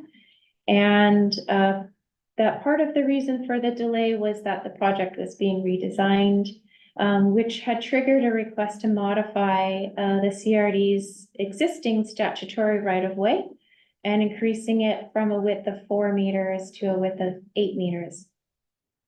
The reason that was provided for this extension was that the original proposed pipe excavation was close to existing high voltage electrical conduits. This is all underground. And to minimize the risk of damaging electrical lines, they wanted to cross perpendicular to the electrical lines and just be further away, which is extended out the size of the space needed for the works. We were advised that they would pay all of the survey and legal costs, and are currently in the process of or planning to tender out the survey work, and work is expected to start in April 2024. The CRD will continue to look for using Shoreline Middle School as a staging area with a slightly expanded space, which will come to the board at a later date. And I did include in the agenda package an aerial photo of the school site. I think it's the last item for this particular agenda item, and you can see the school site very, very far left. There's a tiny little piece, and it's just extending 4 meters on the existing. So one of the questions that had come up previously is if this would impact any of our future plans for seismic upgrade or replacement, and it will not. And the other thing to mention is that because this is a statutory right-of-way or an easement, it is not subject to district policy regulation 7110, disposal of real property. That's the policy and regulation that requires consultation and various other things when we're disposing of land. So not applicable in this case. Also, ministerial order and disposal of land does not apply to this situation. We do not require ministerial approval for the modification of this statutory right-of-way. However, because a statutory right-of-way granting is a disposal of land, the board is required to carry a bylaw for the disposal, which requires 3 readings. So, I think that is the highlights of where we're at right now. Obviously, the CRD would like to be able to move forward with their project and require the additional space for their redesigned works. And so I'm not sure what questions you might have, but happy to try to answer them. Yeah, thank you very much. Secretary Treasurer, we appreciate you providing an overview. And thank you to Jessica. Is it Arnett? Do we have your last name right? Do I have your name right? Yes, that's correct. It's Jessica Arnett. Hi, thanks for being here. We appreciate you taking the time. And we realize it's quite a late evening for you probably, but we appreciate you being here. Yes. Okay, so I'm going to open the floor, folks, to questions for the Secretary Treasurer and if need be, our CRD partner. So Trustee Kwan, do you want to kick us off? Yeah, I've got a couple questions, but the first one actually is I don't see any reference at all in either the CRD information pack-up or the memo that was provided to us, whether there was any consultation with the nations around this. Thank you, Trustee Kwan. Secretary Treasurer. Through the chair, do you mean consultation with the nations on the CRD's project, the Craig Flower Pump project? Okay. I'm not sure. I don't have an answer to that piece, but I could refer that question to Jessica to see if she's aware if that has occurred. Hi there. This is Jessica. So I'm not the project manager, unfortunately. They couldn't attend today or tonight. I work in the property and real estate department, so I'm more on the side of helping draft the modification to the right-of-way. In regards to whether any First Nation consultation has been done, I'm not aware. I will say, though, that this is an existing infrastructure. It's an existing pump station. The right-of-way, it's an existing one that we're just modifying. So there is a change in the alignment of the infrastructure, but there is not like any new large infrastructure. So I don't know if that really answers your question, but I can check with our project manager to see if they have done consultation. Our CRD does have a First Nations Relations Department, and on big projects, I know consultation is done, but whether it was done in this case or not specifically, I don't have that answer, unfortunately. Thank you, Jessica. Trustee Kwan, you have a follow-up? Go ahead. Yeah, sorry. So, am I to understand correctly that there already is a pump station there? This is just an upgrade, making it bigger or better? That's correct. The pump station is already there. My understanding, my very general understanding of what's going on, not being an engineer, is that the current alignment of the pipe is not ideal. So they want to realign it to make the infrastructure work better. Okay. And so the actual pump station itself, is it not being relocated to another part of the site, or no, it'll just be expanded in the current location? My understanding is that the pump station it stays where it is, and it's just a realignment of the underground pipes. Thank you. Okay. Any other questions? Yep. Sorry, Nissa, I just saw your hand. Sorry about that. I don't know if it just went up or if I just noticed it, but before I continue with trustees, please go ahead. Yep, I just got it out because I was looking at the Google Maps imagery to better orient myself to the site. So through the chair, my understanding is that the timeline for this is May to October still, so limited or limiting the interaction with the active school year. Is that correct? And then, so I guess my question is, has there been any discussion? I mean, it looks like from the imagery that this is a portion that's really on the edge of the school ground, but assuming that there has been some discussion of impacts to student access to their full facilities, or I'd like to hear any discussion of the need for increased fencing to ensure student safety during the end of the school year, and then also the beginning of the school year, where we have very curious young minds who like to climb things.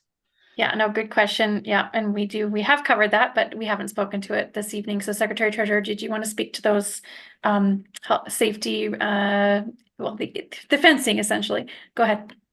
Yes, there is another agreement that will be part of this, and it's called a license of occupation, and that's where these items are covered. For example, there will be fencing around this area the entire time.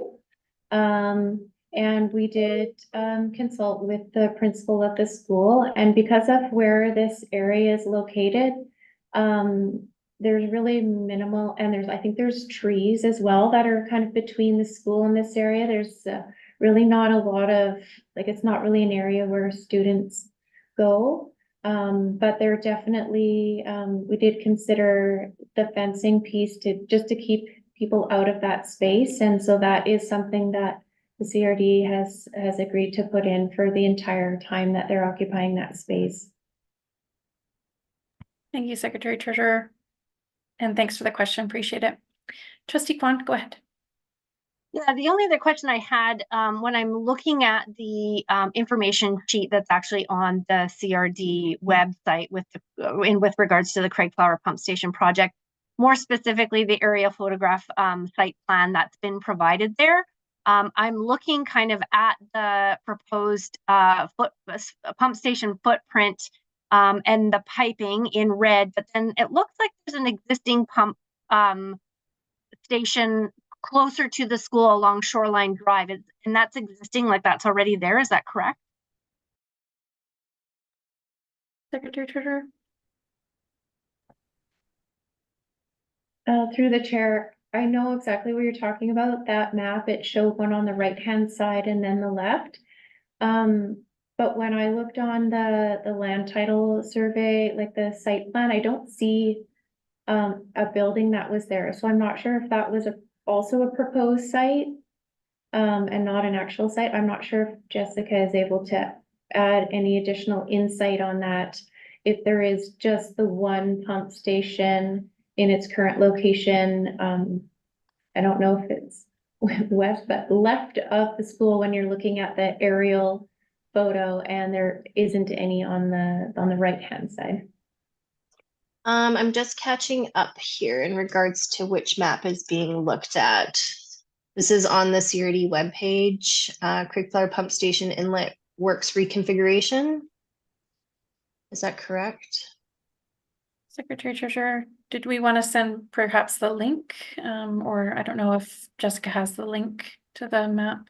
There is, Jessica, if you have the agenda package, which I believe we passed on to you, there is a link. Hopefully it Yes. works in that document, and I think that's where, then I think there's another link to the attachment. Mhm. I think it's called the CRD project information pamphlet on the CRD website. Okay. CRD project pamphlet. Apologies. CRG. As a point of clarification, it's the View Royal website, but it's the CRD project. Oh, this is on the View Royal website. Okay. Secretary Treasurer, what page in the pack-up are we looking at here? I'm just trying to find the page in the pack-up with the link. It's 58. 58. Yeah, thank you. it's hard to see on this. I'm just gonna look for that as well. Yeah, might be easier.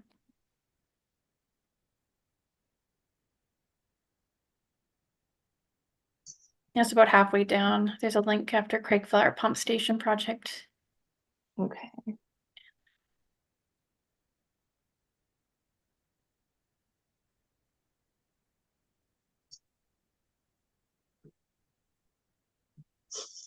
My apologies here. Not to worry. We take your time. We appreciate you seeing if you can clarify that for us. Okay, now I'm caught up. So I'm looking at the pamphlet. So, sorry, we were referring to which red one are you referring to that is in question? Both sides of the map. So it looks like there's infrastructure noted on the left side of the map, so like Yeah. towards the footbridge, and then also on the right side of the map, closer to the school. So Where it says existing pump station Yeah, footprint. exactly. Yeah. Yeah, so it looks And like there's so- two sites for infrastructure, and so folks are just wanting to clarify. Okay. Yeah, that's interesting. I'm assuming if it says existing that it is existing, but like you said, on the ortho photo, we don't see it here unless it's an underground pump station footprint would be a question. Unfortunately, I don't have an exact answer for that. That would be one to ask Malcolm as well. I know that for the right-of-way modification, it's just specific to realigning the pipelines that are on the left side with that pump station on the left side of the map in the lower left corner. The right-of-way modification does not affect or is not extend over to where the existing pump station footprint shows on the right side of the map, more towards the school. Okay. Okay, so any other questions in relation to the location of the infrastructure or how the impact on the site, the school site? I know that we talked about both noise and smell, and this relates more to the infrastructure that will be there and presumably the consultation that's been done by the CRD, which I know has involved the school district. Is someone able to provide a bit of information about how the noise and the smell will be mitigated and how that will impact the school itself? Again, not being involved with this specific project, I can't really say, but I notice here on the pamphlet that's on the View Royal site, there are sections on noise control, odor control, and security, aesthetic, and that sort of thing. So we could kind of read those through, or if people wanted to refer to them, that would probably be about the information that I would be able to provide. Thank you. So folks, in the pamphlet, that's what information is available in terms of noise and smell mitigation. And then Darren has put in the chat, thanks Darren, I don't see you, but see your name. On the map in the top right corner, closest to the school and above it says existing footprint. There is no longer an actual building there. Yeah, thank you for clarifying that. So you don't actually see a building on site. So it used to be there, or is it underground? It just used to be there, they've been taken out? Yeah, there used to be a station there, and there's nothing above ground anymore. They removed that a few years back. Okay, no, that's wonderful. We appreciate the clarification. Thank you so much. Okay, so we've confirmed that the actual infrastructure itself, which is the subject of the request to expand the existing right-of-way or to modify it, is on the left side, so closest to the footbridge side, furthest away from the current school site. The mitigations in terms of smell and noise are in the pamphlet. Anything else in terms of questions?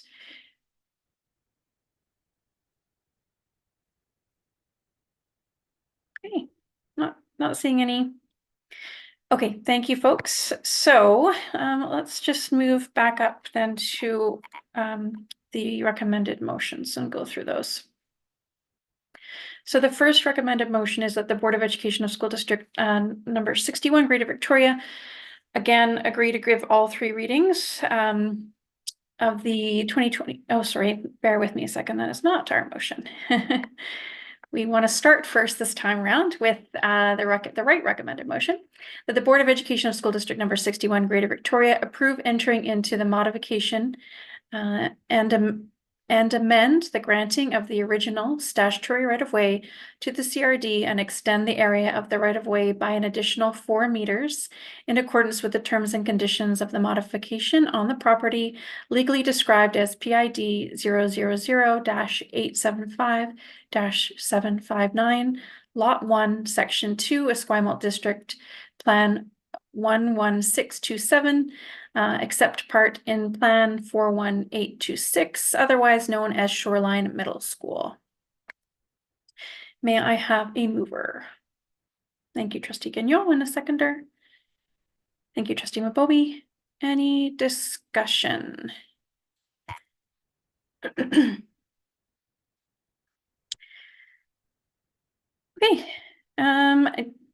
Any clarification, like, so this is to approve entering into the modification and amend the granting of the statutory right away. Just want to clarify what the next step would be after this, Secretary Treasurer. So we agreed to give 3 readings if that's what the board wants to do. And then we move into a third recommended motion, or we just move into all 3 readings? Because what I've got in our pack-up is we've got the motion that's on the floor. We then have a motion to consider giving all 3 readings, and then we have a third recommended motion, which appears to kind of move us through all 3 readings with an additional part. So is that the right order of operations? Yeah, I think the first one will indicate whether or not the board wants to move forward with the bylaws, and then again, at your discretion, if you want to do the 2 readings and then the motion to do the third. I think it's just easier to reflect in the agenda package it this way, so you can see all of the 3 readings instead of breaking them up. But up to you how you would like to move that forward. It's fine either way. Okay. So what I propose then is we would go through this motion, then we would go through a motion to decide whether we're going to do all 3 readings, and then we'll land on going through each reading, plus considering the second part of the 3 readings. Okay, so any discussion? Okay, hearing none, all those in favor with a show of hands. And that is unanimous. Thanks for bearing with me while I counted hands. Okay, so that brings us to considering whether we want to give all three readings of the Shoreline Middle School modification of right-of-way bylaw 24-02 this evening. So that is our next recommended motion. And again, just a reminder that without doing all three, we can decide not to do all three readings, in which case then we would have to bring the third reading back to another meeting for our consideration. Okay, so again, reminder, motion is that the Board of Education agree to give all three readings of the Shoreline Middle School modification of right-of-way bylaw 24-02. May I have a mover? Thank you, Trustee David, and seconded by Trustee Mabobi. Any discussion, trustees? Hearing none, all those in favor of giving all three readings of the bylaw this evening? And that is unanimous. Thank you again, trustees.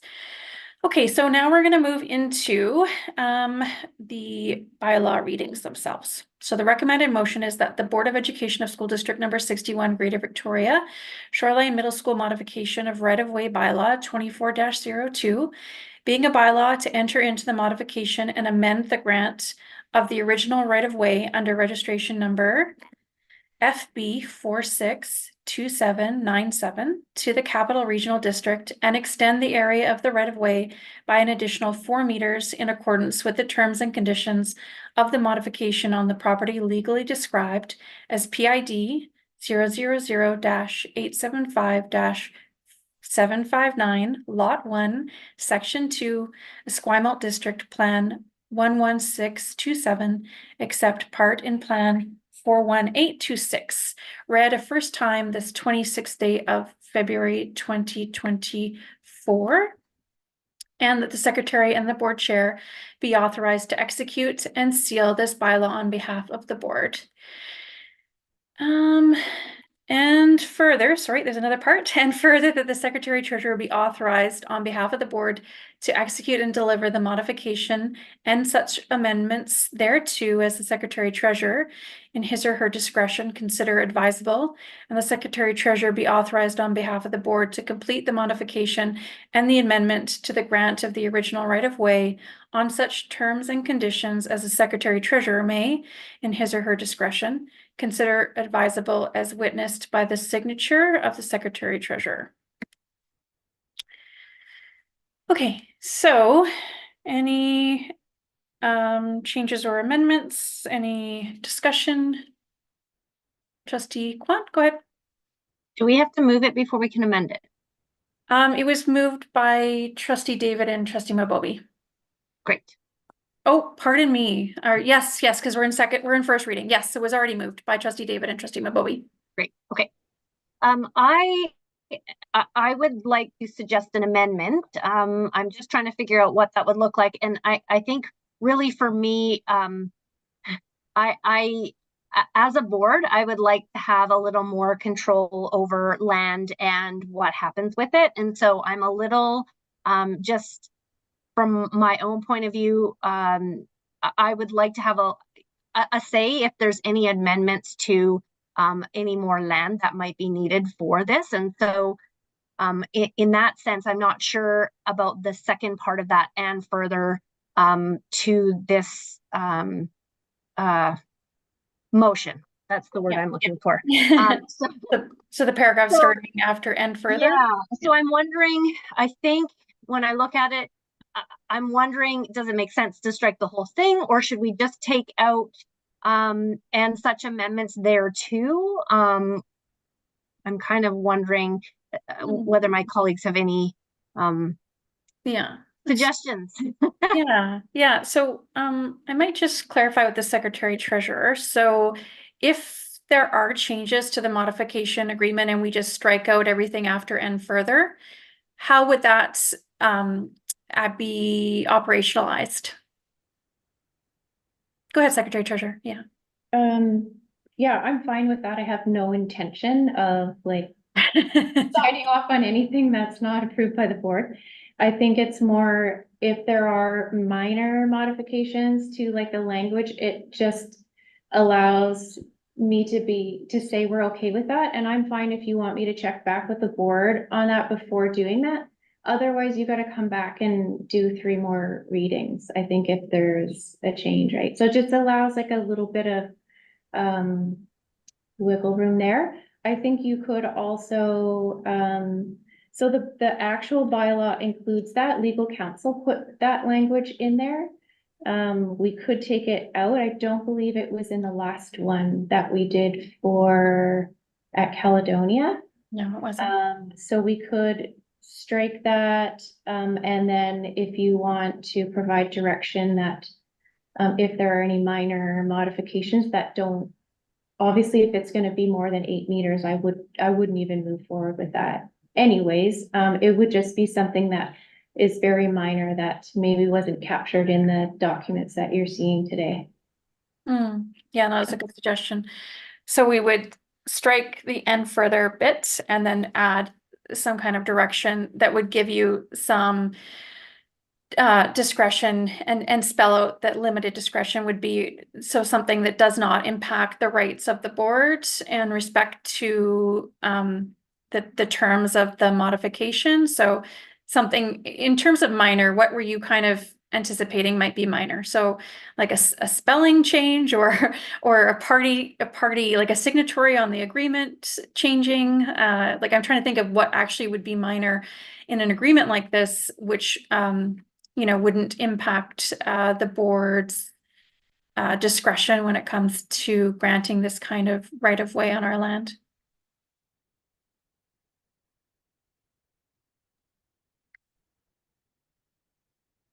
I'm not entirely sure what that would be because we have been back and forth so many times on this between our council and CRD. So, no, it would be something that is in the terms of instrument and the modification agreement, but I can't even predict what that might be.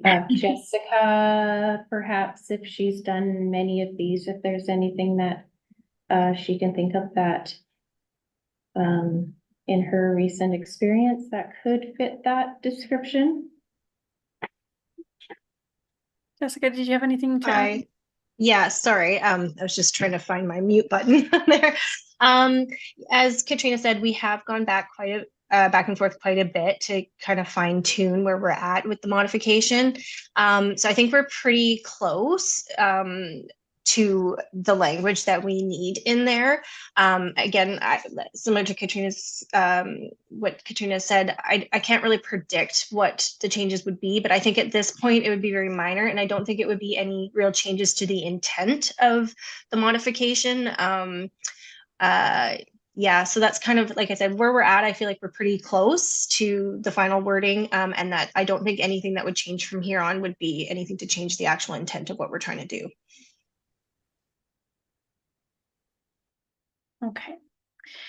So I'm just looking at this last paragraph that we're looking to strike. And so what if we had it read, "and further that the Secretary Treasurer be authorized to execute and deliver the modification and the amendment to the grant of the original right of way on the terms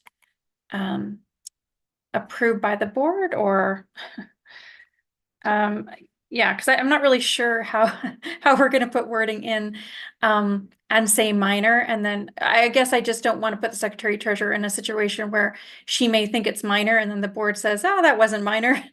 I hopefully we would never end up in that situation, but I'd rather there not be any potential lack of clarity. And so perhaps given that, yeah, Secretary Treasurer, go ahead. Advise us. What do you think we should do here? I think that given that this is a bylaw, I would, if you're concerned about that second paragraph, I would just take it out. And then maybe carry a motion that is outside of that as to how you would like me to handle any changes that I might consider minor. I could just bring them to your attention and you can let me know whether or not you think they're minor. Yeah, that's a great idea. That seems like a very sensible way to do this and a much cleaner option. So, Trustee Kwan, you were moving the amendment to strike everything after "and further" and then everything else. if the suggestion from the Secretary Treasurer works for you, did you want to move that? And then I'll look for a seconder. Okay, you're moving that. May I have a seconder? Thank you, Trustee Mabobi. Any discussion? So again, it would be the bylaw reading would be as it is, but then everything, including and further and everything after it would be struck. Okay, so we're just looking to vote on the amendment to the bylaw, and then we'll get back into the first reading. Any further discussion in relation to the amendment to the bylaw? All right, hearing none, all those in favor of the amendment to the bylaw with a show of hands. And that is unanimous. All right, thanks, trustees. So we're back to the first reading and as with the amended bylaw. And so we're looking, we had a mover and a seconder for the bylaw prior to amendment. So I'm going to ask for a mover and a seconder to move the amended first reading of the bylaw. Yeah, thank you. So Trustee Kwan's going to move it, and I need a seconder. Thank you, Trustee Mabobi. Okay, so we have an amended bylaw. We're going through first reading of the amended bylaw. Any discussion? Okay, hearing none. All those in favor? And that is unanimous. Okay, so we're going to move now into second reading. Just bear with me 1 second. All right, so that the Board of Education of School District Number 61, Greater Victoria Shoreline Middle School modification of right-of-way bylaw 24-02, being a bylaw to enter into the modification and amend the grant of the original right-of-way under registration number FB 462797 to the Capital Regional District and extend the area of the right-of-way by an additional 4 meters in accordance with the terms and conditions of the modification on the property legally described as PID 000-875-759, Lot 1, Section 2, Esquimalt District Plan 11627, except part in Plan 41826, read a second time this 26th day of February 2024, and that the Secretary Treasurer and the Board Chair be authorized to execute and seal this bylaw on behalf of the Board. May I have a mover for second reading? Thank you, Trustee Bayo, and a seconder, Trustee Gagnon. Thank you very much. Okay, any discussion in relation to the second reading? Okay, hearing none. All those in favor of second reading with a show of hands. And that is unanimous. All right, so the board did vote in favor of doing the third reading, so we're going to move right into that.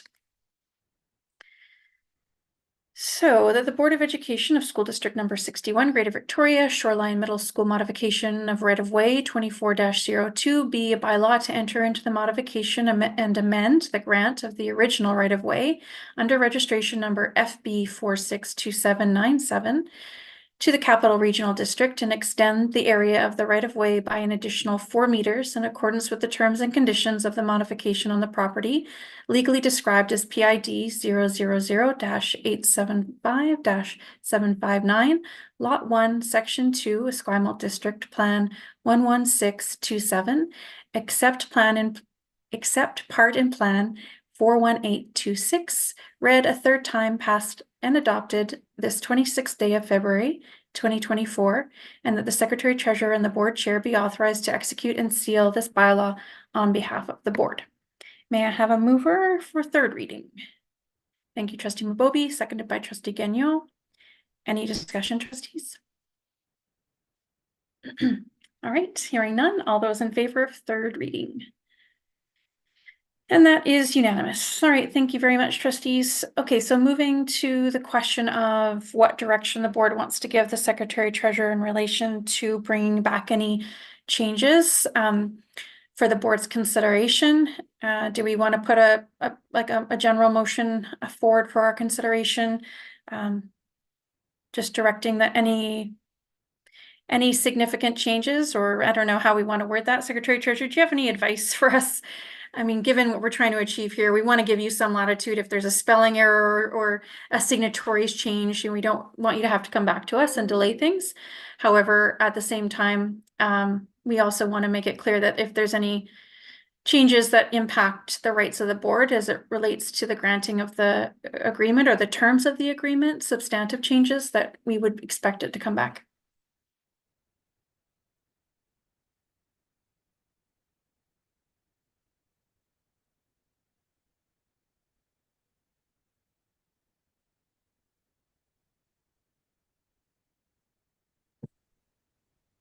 I'm just wondering if we could kind of use some of the language, like to authorize the Secretary Treasurer on behalf of the board to execute and deliver the modification. Wouldn't be, and such amendments, deliver the modification. You want to say with minor amendments, not not changing the agreement in a substantive way or in a, I don't know. That's helpful. And the Secretary Treasurer be authorized on behalf of the board to complete the modification. Yeah, it's hard to get around that, the amendment to the grant. Oh, I guess it's the amendment to the grant. So that's the modification. So it's really the modification agreement that has the potential to change, I think.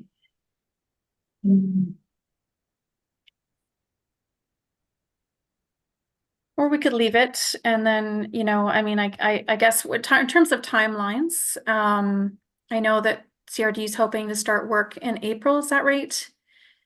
And so really would need all of this done and dusted, so to speak, by the end of March. Jessica, did you want to give us a bit of a reminder about what your timelines are? Yeah, so my understanding is they would like to commence work by April 1st. So there is, we are trying to do tendering right now, and we don't really want to award any tenders until we know that we have the modification. Well, we do now, actually. So now that we've had the third reading, that's great. That does give us some assurance that that's been approved, which is wonderful. So yeah, so like I said, we are in the tendering process and wanting to award. And this is what we need now. In regards to these further amendments, if there were any, yeah, it's hard to say. I think we'd be okay at this point to proceed with our kind of needs, our processes on our side for the tendering. Yeah, and the hope is to actually start the work April 1st. So we're hoping to have the right of way signed and registered prior to April 1st. So it's getting tight, knowing that registration can take up to 2 to 3 weeks at land titles. Yeah. Okay. So modification agreement, could we just sort of clarify maybe then how long we think finalizing the modification agreement is likely to take? Did we have an intention here between us about how long we expected that to take? Secretary Treasurer, did we anticipate how long it would take to finalize the modification agreement? My understanding was that this was the final version, but it sounds like there's possibility that there could be some smaller changes if the CRD is saying that we're close. But I'm just wondering if I turn this around to legal counsel right away, we'll have to have the bylaw signed, so we'll have to get the physical signatures on there. See, we could just check to see if there's any estimate of how quickly that could get finalized, at least from our side. I'm not sure about CRD, on yeah. CRD's side. Yeah. What approval process is on that side. Yeah, no, that sounds fair enough. Jessica, can you give us a bit of an idea of what your approval process looks like? Yeah, so once we have the board approval, we have an authorization process, which we've mostly gone through, which is usually what takes the most time. And then it would be a matter of signing, which would be at whatever is the next available meeting for our general manager for integrated water. So our turnaround time right now is fairly quick. Like now with this board approval, and if we had the terms finalized, we could do it within a week. And that would be ideal in that way we can get it to land titles for registration. I really do feel that we are, I don't anticipate any additional changes to the terms. Like I said, we've reviewed it. It's gone through our authorization process. I think it would be probably more if there were changes on the school district side in regards to any minor changes or anything like that. Okay, and I think our Secretary Treasurer is saying that it's been through council. Is that right, Secretary Treasurer? Yeah, so we, as far as we know, it's ready to go. So perhaps the risk is low that there's going to be any changes and we can just sort of let the process unfold naturally. Secretary Treasurer, go ahead. The only thing I have a little uncertainty about is just removing that section of the bylaw, the be it further piece. So we just like took it out of there. I haven't run that past legal counsel, but given other ones I've seen, I don't think that it's gonna be an issue, but Yeah. that's the only thing I can think of.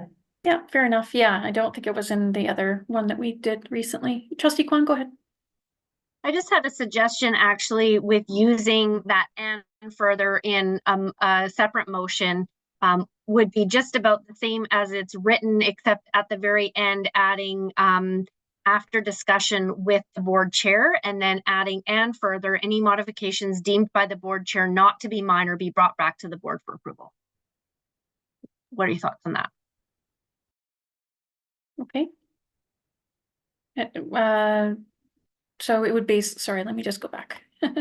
Apologies. As it gets later, I'm not as quick on my feet.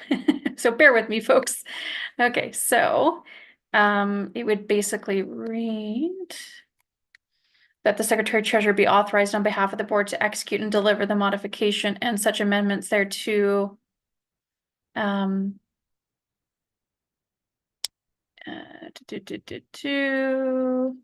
such amendments, I'm not sure how that would read, but without then reintroducing this idea of the Secretary Treasurer exercising discretion on behalf of the board. I put it in the chat, so I don't know if you want to. That sounds good. Thank you. And see if, yeah.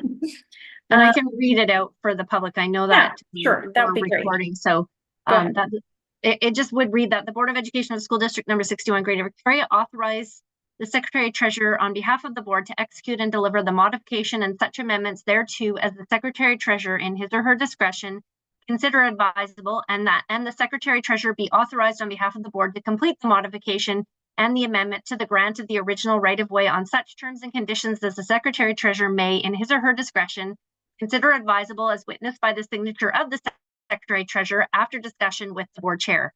And further, any modifications deemed by the board chair not to be minor be brought back to the board for approval.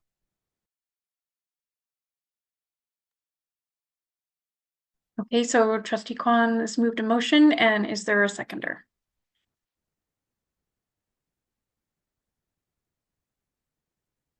Trustee Mabobie. Okay, any discussion and any, before we discuss, I should just go back to the Secretary Treasurer. I just want to confirm that you don't have any concerns in relation to the direction, that it's clear and that you think is going to achieve our purpose, which is that only minor changes would be signed off.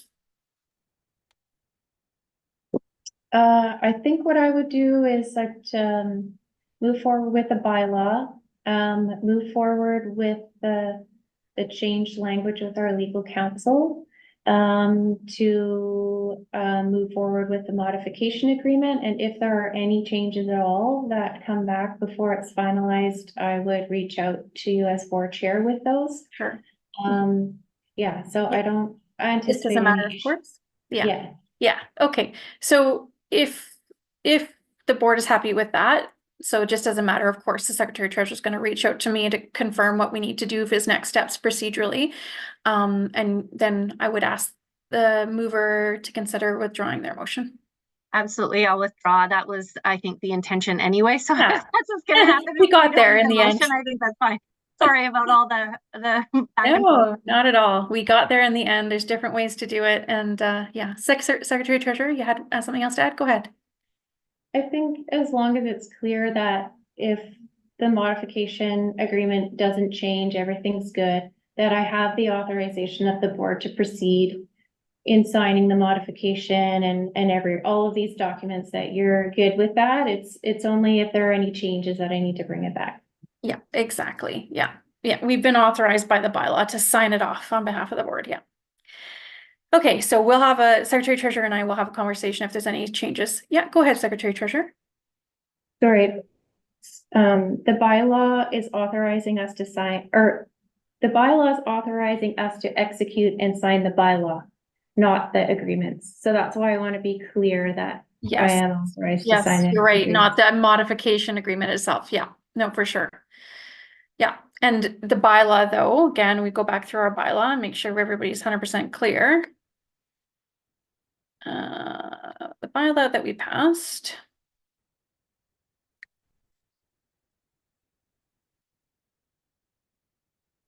It speaks to that the bylaw is being passed on the basis that it's being done in accordance with the terms and conditions of the modification, right? On the property legally described. So, but appreciating that there's an actual modification agreement that underlies all of this. Yeah. Yeah. Okay, so if there are no substantive changes to the modification agreement after some discussion, then the Secretary Treasurer will execute that on behalf of the board. So any final thoughts, Secretary Treasurer? Do you want a motion or are you okay with us moving forward on that normal course of business basis? I'm okay with that. Okay. And I'll let you know if there's any issues. Yeah, no, undoubtedly, yeah. Okay. Okay, so is everybody happy? We've achieved our purpose? Okay, we did it. Well done, thanks everybody. Okay, so we're now forging ahead. We are at D, Long Range Facilities Plan. Secretary Treasurer, would you mind presenting this item? Oh, and sorry, Jessica, did you want to, before we do that and move on? First of all, thank you. Thank you for You're being welcome. No problem. I did just want to say I am going to check out now, but I just wanted to say thank you to everyone for their time tonight and for their support with this project. It's going to help us tremendously moving this forward. It's work that needs to be done. So thank you, everyone, and have a very lovely night. Thank you very much. We appreciate you being here. Thanks for hanging in there with us, and you have a good No night. problem. Good night. Take care. Bye-bye. Bye. Okay, so Secretary Treasurer, without further ado, go ahead. All right. So at the ops meeting in February, request was made for a status update on the board motion around providing the board with an update on progress in relation to the implementation of the current long-range facilities plan and any recommendations. Unfortunately, the facilities plan ad hoc committee has not met. And so I did include in the memo who is on that committee. And just want to put forward a recommendation. Happy to discuss reasonings around that, but we're just wondering if it's possible to just create a smaller working group for this, given the timeline. Hoping to have something back to the board for the June ops meeting. And just to scale the facilities plan ad hoc committee down to staff so that we're not expanding it out to our local nations, parents, students at this point. Obviously, we want to have their input as we begin to move forward with the plan. I have had an opportunity to talk to a couple of individuals who have been involved with creating long-term facilities plan, and actually an update looking at where we're at with our plan is one of the first things that we do. So we are happy to not as experts around the long-range facilities plan, but just to take a look at what we have and just see how relevant it is now, because we're looking at a plan that's five years old, and just to bring back any insight that we have to the June meeting. And then the board will need to decide, I guess, at that point, how it would like to move forward with either an update or a renewal to the current plan.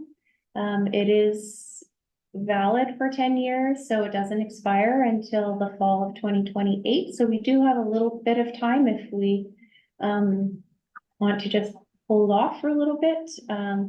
But in regards to the motion that is in action right now, that's what I would propose if that is okay with the board. Thanks, Secretary Treasurer. Appreciate you bringing us up to speed, and my apologies. I've had some time to think about this a little bit more, and I know that when I think the intention, first of all, I think of the October motion was very much to just get the ad hoc committee back around a table together, because it had been such a long period of time since the ad hoc committee had actually met. And the ad hoc committee itself, if I recall, let me just get to the terms of reference, but I know that the committee's terms of reference, it places them in really a leadership role in terms of, it says the purpose of the committee is to monitor, update, and develop recommendations for the district's long-range facilities plan, and the deliverables of the ad hoc committee is to monitor, update, and develop recommendations and update the plan and any recommendations biannually. And so I know when I brought it forward, the intention was to say, okay, we haven't done those biannual meetings for a while. We are looking at reviewing and renewing the plan. We've got, some years to get that work done, but let's get a status update on where we are, because we haven't had one for some time. But presumably their intention of having a number of different partners around the table to do that review on a biannual basis is because those parties bring different views and different lenses to the perspectives to the table. And so given that we're not in a rush, and given that we're looking to have an update in June, might it be prudent to ask our partners to indicate who they would like to represent them around the table, albeit knowing full well that not every partner will be able to send a representative, but at the very least, send an invitation out, ask partners to assign a rep, because we know that we are going to need this committee to be active in this work, not just now in terms of the update, but moving forward in terms of the longer piece of work that we're doing. So I'm wondering what you think about that, Secretary Treasurer, and what my colleagues think. Yeah, thank you, Chair. I'm definitely not opposed to having the full facilities plan ad hoc committee meet. I don't know, like when you say review the plan and provide a recommendation, what that actually means as a time commitment to get there. I certainly don't see that happening in one meeting. I'm just really mindful of the fact we're like full on in our budget process now until early April, which then doesn't leave a whole lot of time for meetings if we're bringing it to the June 10th meeting. So I think if it's the will of the board to really expand this out to the full committee, we need to extend that beyond June. I don't think it's realistic for us to bring something back that quickly. We're gonna need more time. Yeah, no, that's fair enough. And I think the original motion, which is still in effect, doesn't give a date for that. So the original motion just speaks to the long-range facilities ad hoc committee, providing the Board of Education with an update on progress in relation to implementation of the current long-range facilities plan and any recommendations for review to the Operations Policy and Planning Committee. I think the timeline in the original motion just had to do with the ad hoc committee providing an update to the board, which you're doing tonight. So yes, agreed. I think it would be unrealistic to think you could come back with that kind of updates and recommendations by June. But I think hopefully, and correct me if I'm wrong, the hope would be to have the partners assign reps and to have, maybe one, if not two meetings before the summer commences to sort of lay the groundwork for the work. Do you think that that would be realistic, Secretary Treasurer? Yeah, it's possible we could schedule something towards the end of April and in May. Yeah, May, to be able to have something to bring back to the board in June.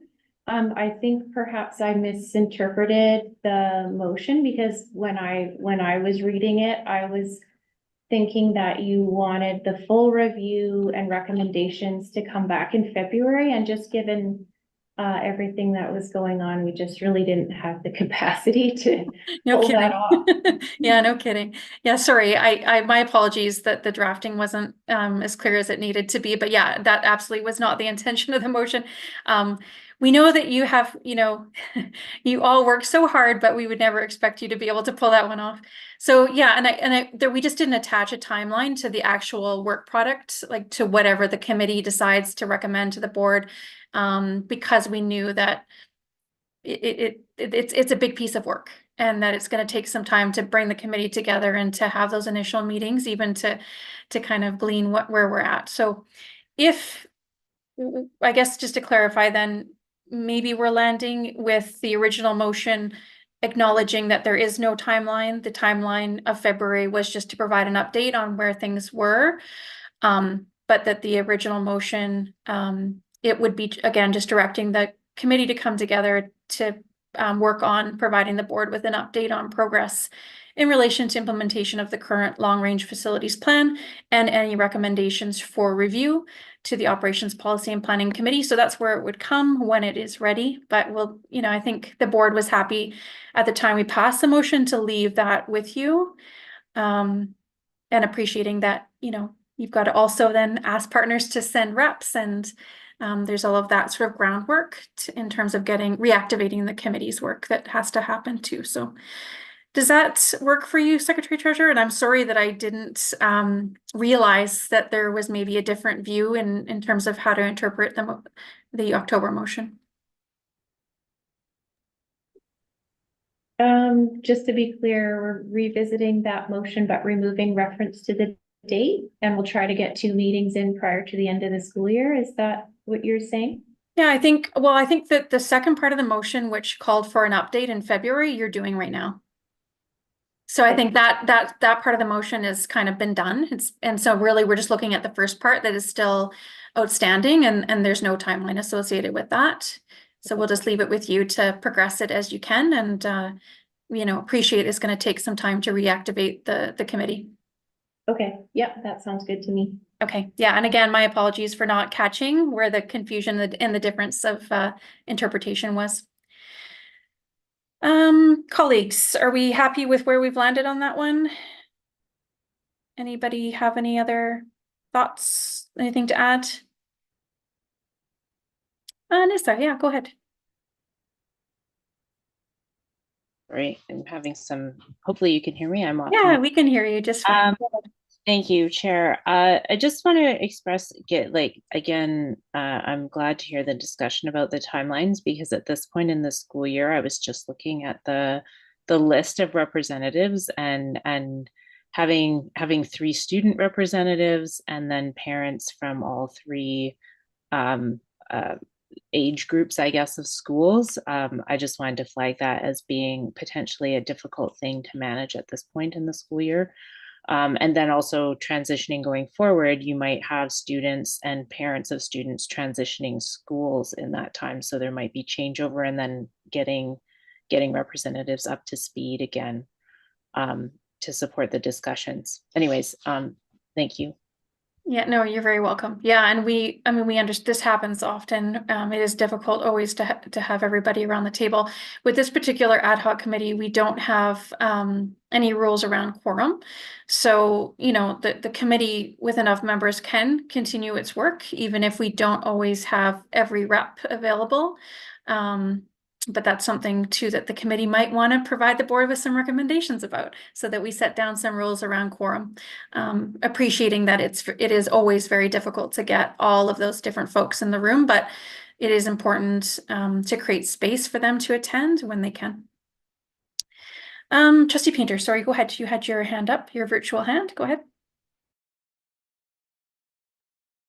Well, thank you, Chair. And I'm just trying to get my head around this. I honestly feel like it would be reasonable as a point of departure to have a small group of staff review the long-range facility plan and just to provide an update on what is the current state? And, you know, and then to provide a basis for conversations going forward, how we're gonna integrate our climate change strategy, how we're going to address land over time, that all those sorts of conversations, but they need to be anchored in something that's current. If we're referring back to a long-range facility plan that's been sitting for a while, I think we have the potential to kind of get off track. So I do think there's some value in having sort of baseline work being done, and perhaps as a first meeting, and then to bring everyone forward. There's going to be opportunities for identifying elements that might be missing, et cetera. But I think just to be able to get us all on the right foot moving forward, I think it could be useful. Yeah, no, thanks, Trustee Painter. I just want to clarify too that the motion doesn't assume that the staff, so the individuals that the Secretary Treasurer highlighted wouldn't be doing preparations or making preparations, because you know, clearly these folks are going to be leading the discussions, and they're going to be presenting the information, and they're going to have to bring all of the other representatives on the committee up to speed, because it isn't part of what they do day to day. Students aren't involved in implementing the long range facilities plan, but they will have a perspective to share at the table. So what I would say, Trustee Painter, is that I fully expect that the staff that Secretary Treasurer outlined in her memo will be laying the groundwork and making preparations, because they will be supporting the committee's work. Secretary Treasurer, did you have any a differing view or anything else that you wanted to add? I guess I just seeking clarification. You're talking about just what's in the motion, right? Like providing an update on progress and recommendations and I'm assuming recommendations for review would be how we want to move forward with a renewal of the plan. Yes. So yeah. Yeah, I think if you're talking about us getting a full understanding of the long range facilities plan, and then leading discussions with external parties, it's just going to take a lot longer to do that, because we are going to have to meet, and we are going to have to figure this out ourselves first, because I certainly wouldn't want to call all of those people into a meeting to have a discussion on something that I don't know anything about. So I think there's a pretty significant investment of time for myself and anyone who is going to lead any part of this process. Yeah, thank you. No, we appreciate that. We appreciate that the committee has not met for a number of years, and so there is going to be some catch up to do. We understand that, which is why we're not attaching a timeline, because we appreciate it's going to take some time. Nissa, did you want to add anything further?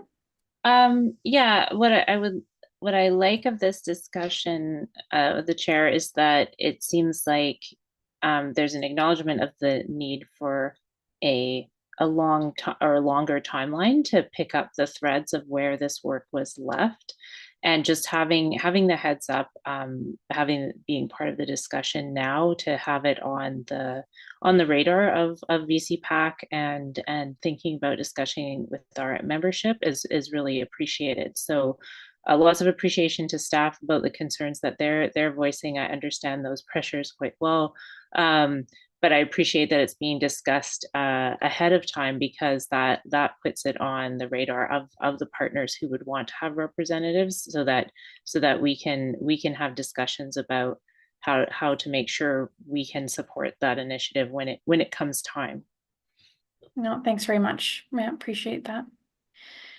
Okay, folks, I'm going to move us along. We are now at, I believe, question period, but let me just bear with me a second while I make my way back here in the agenda.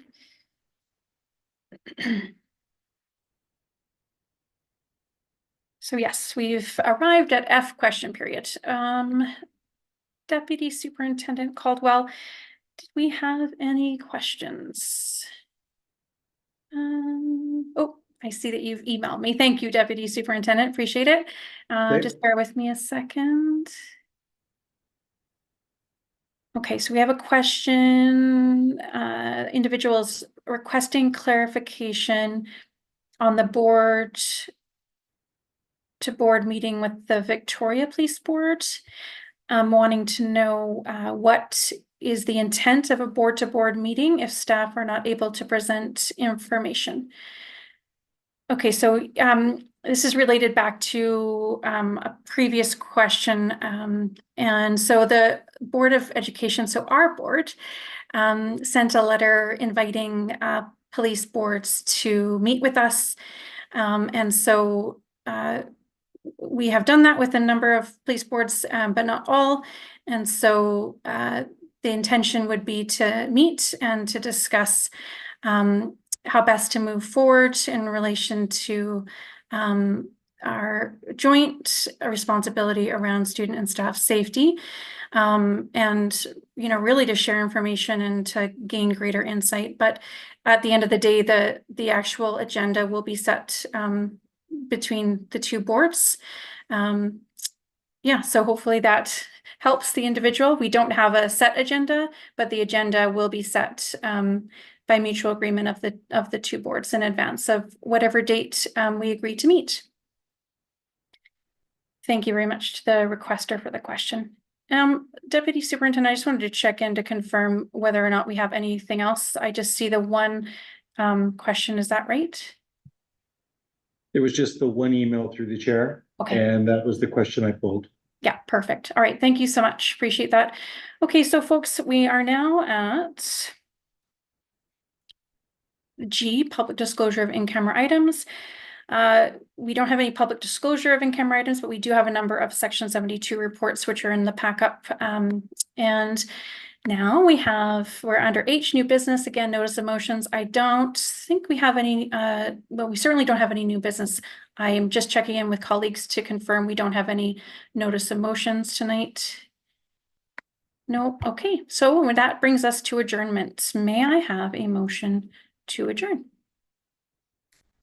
Thank you, Trustee Kenyo. I can always rely on you, Trustee Kenyo. Thank you very much. And a seconder. Thank you, Trustee Kwan. All those in favor? All right, and that's unanimous. Thanks, folks. Really appreciate all your time. Take care. Have a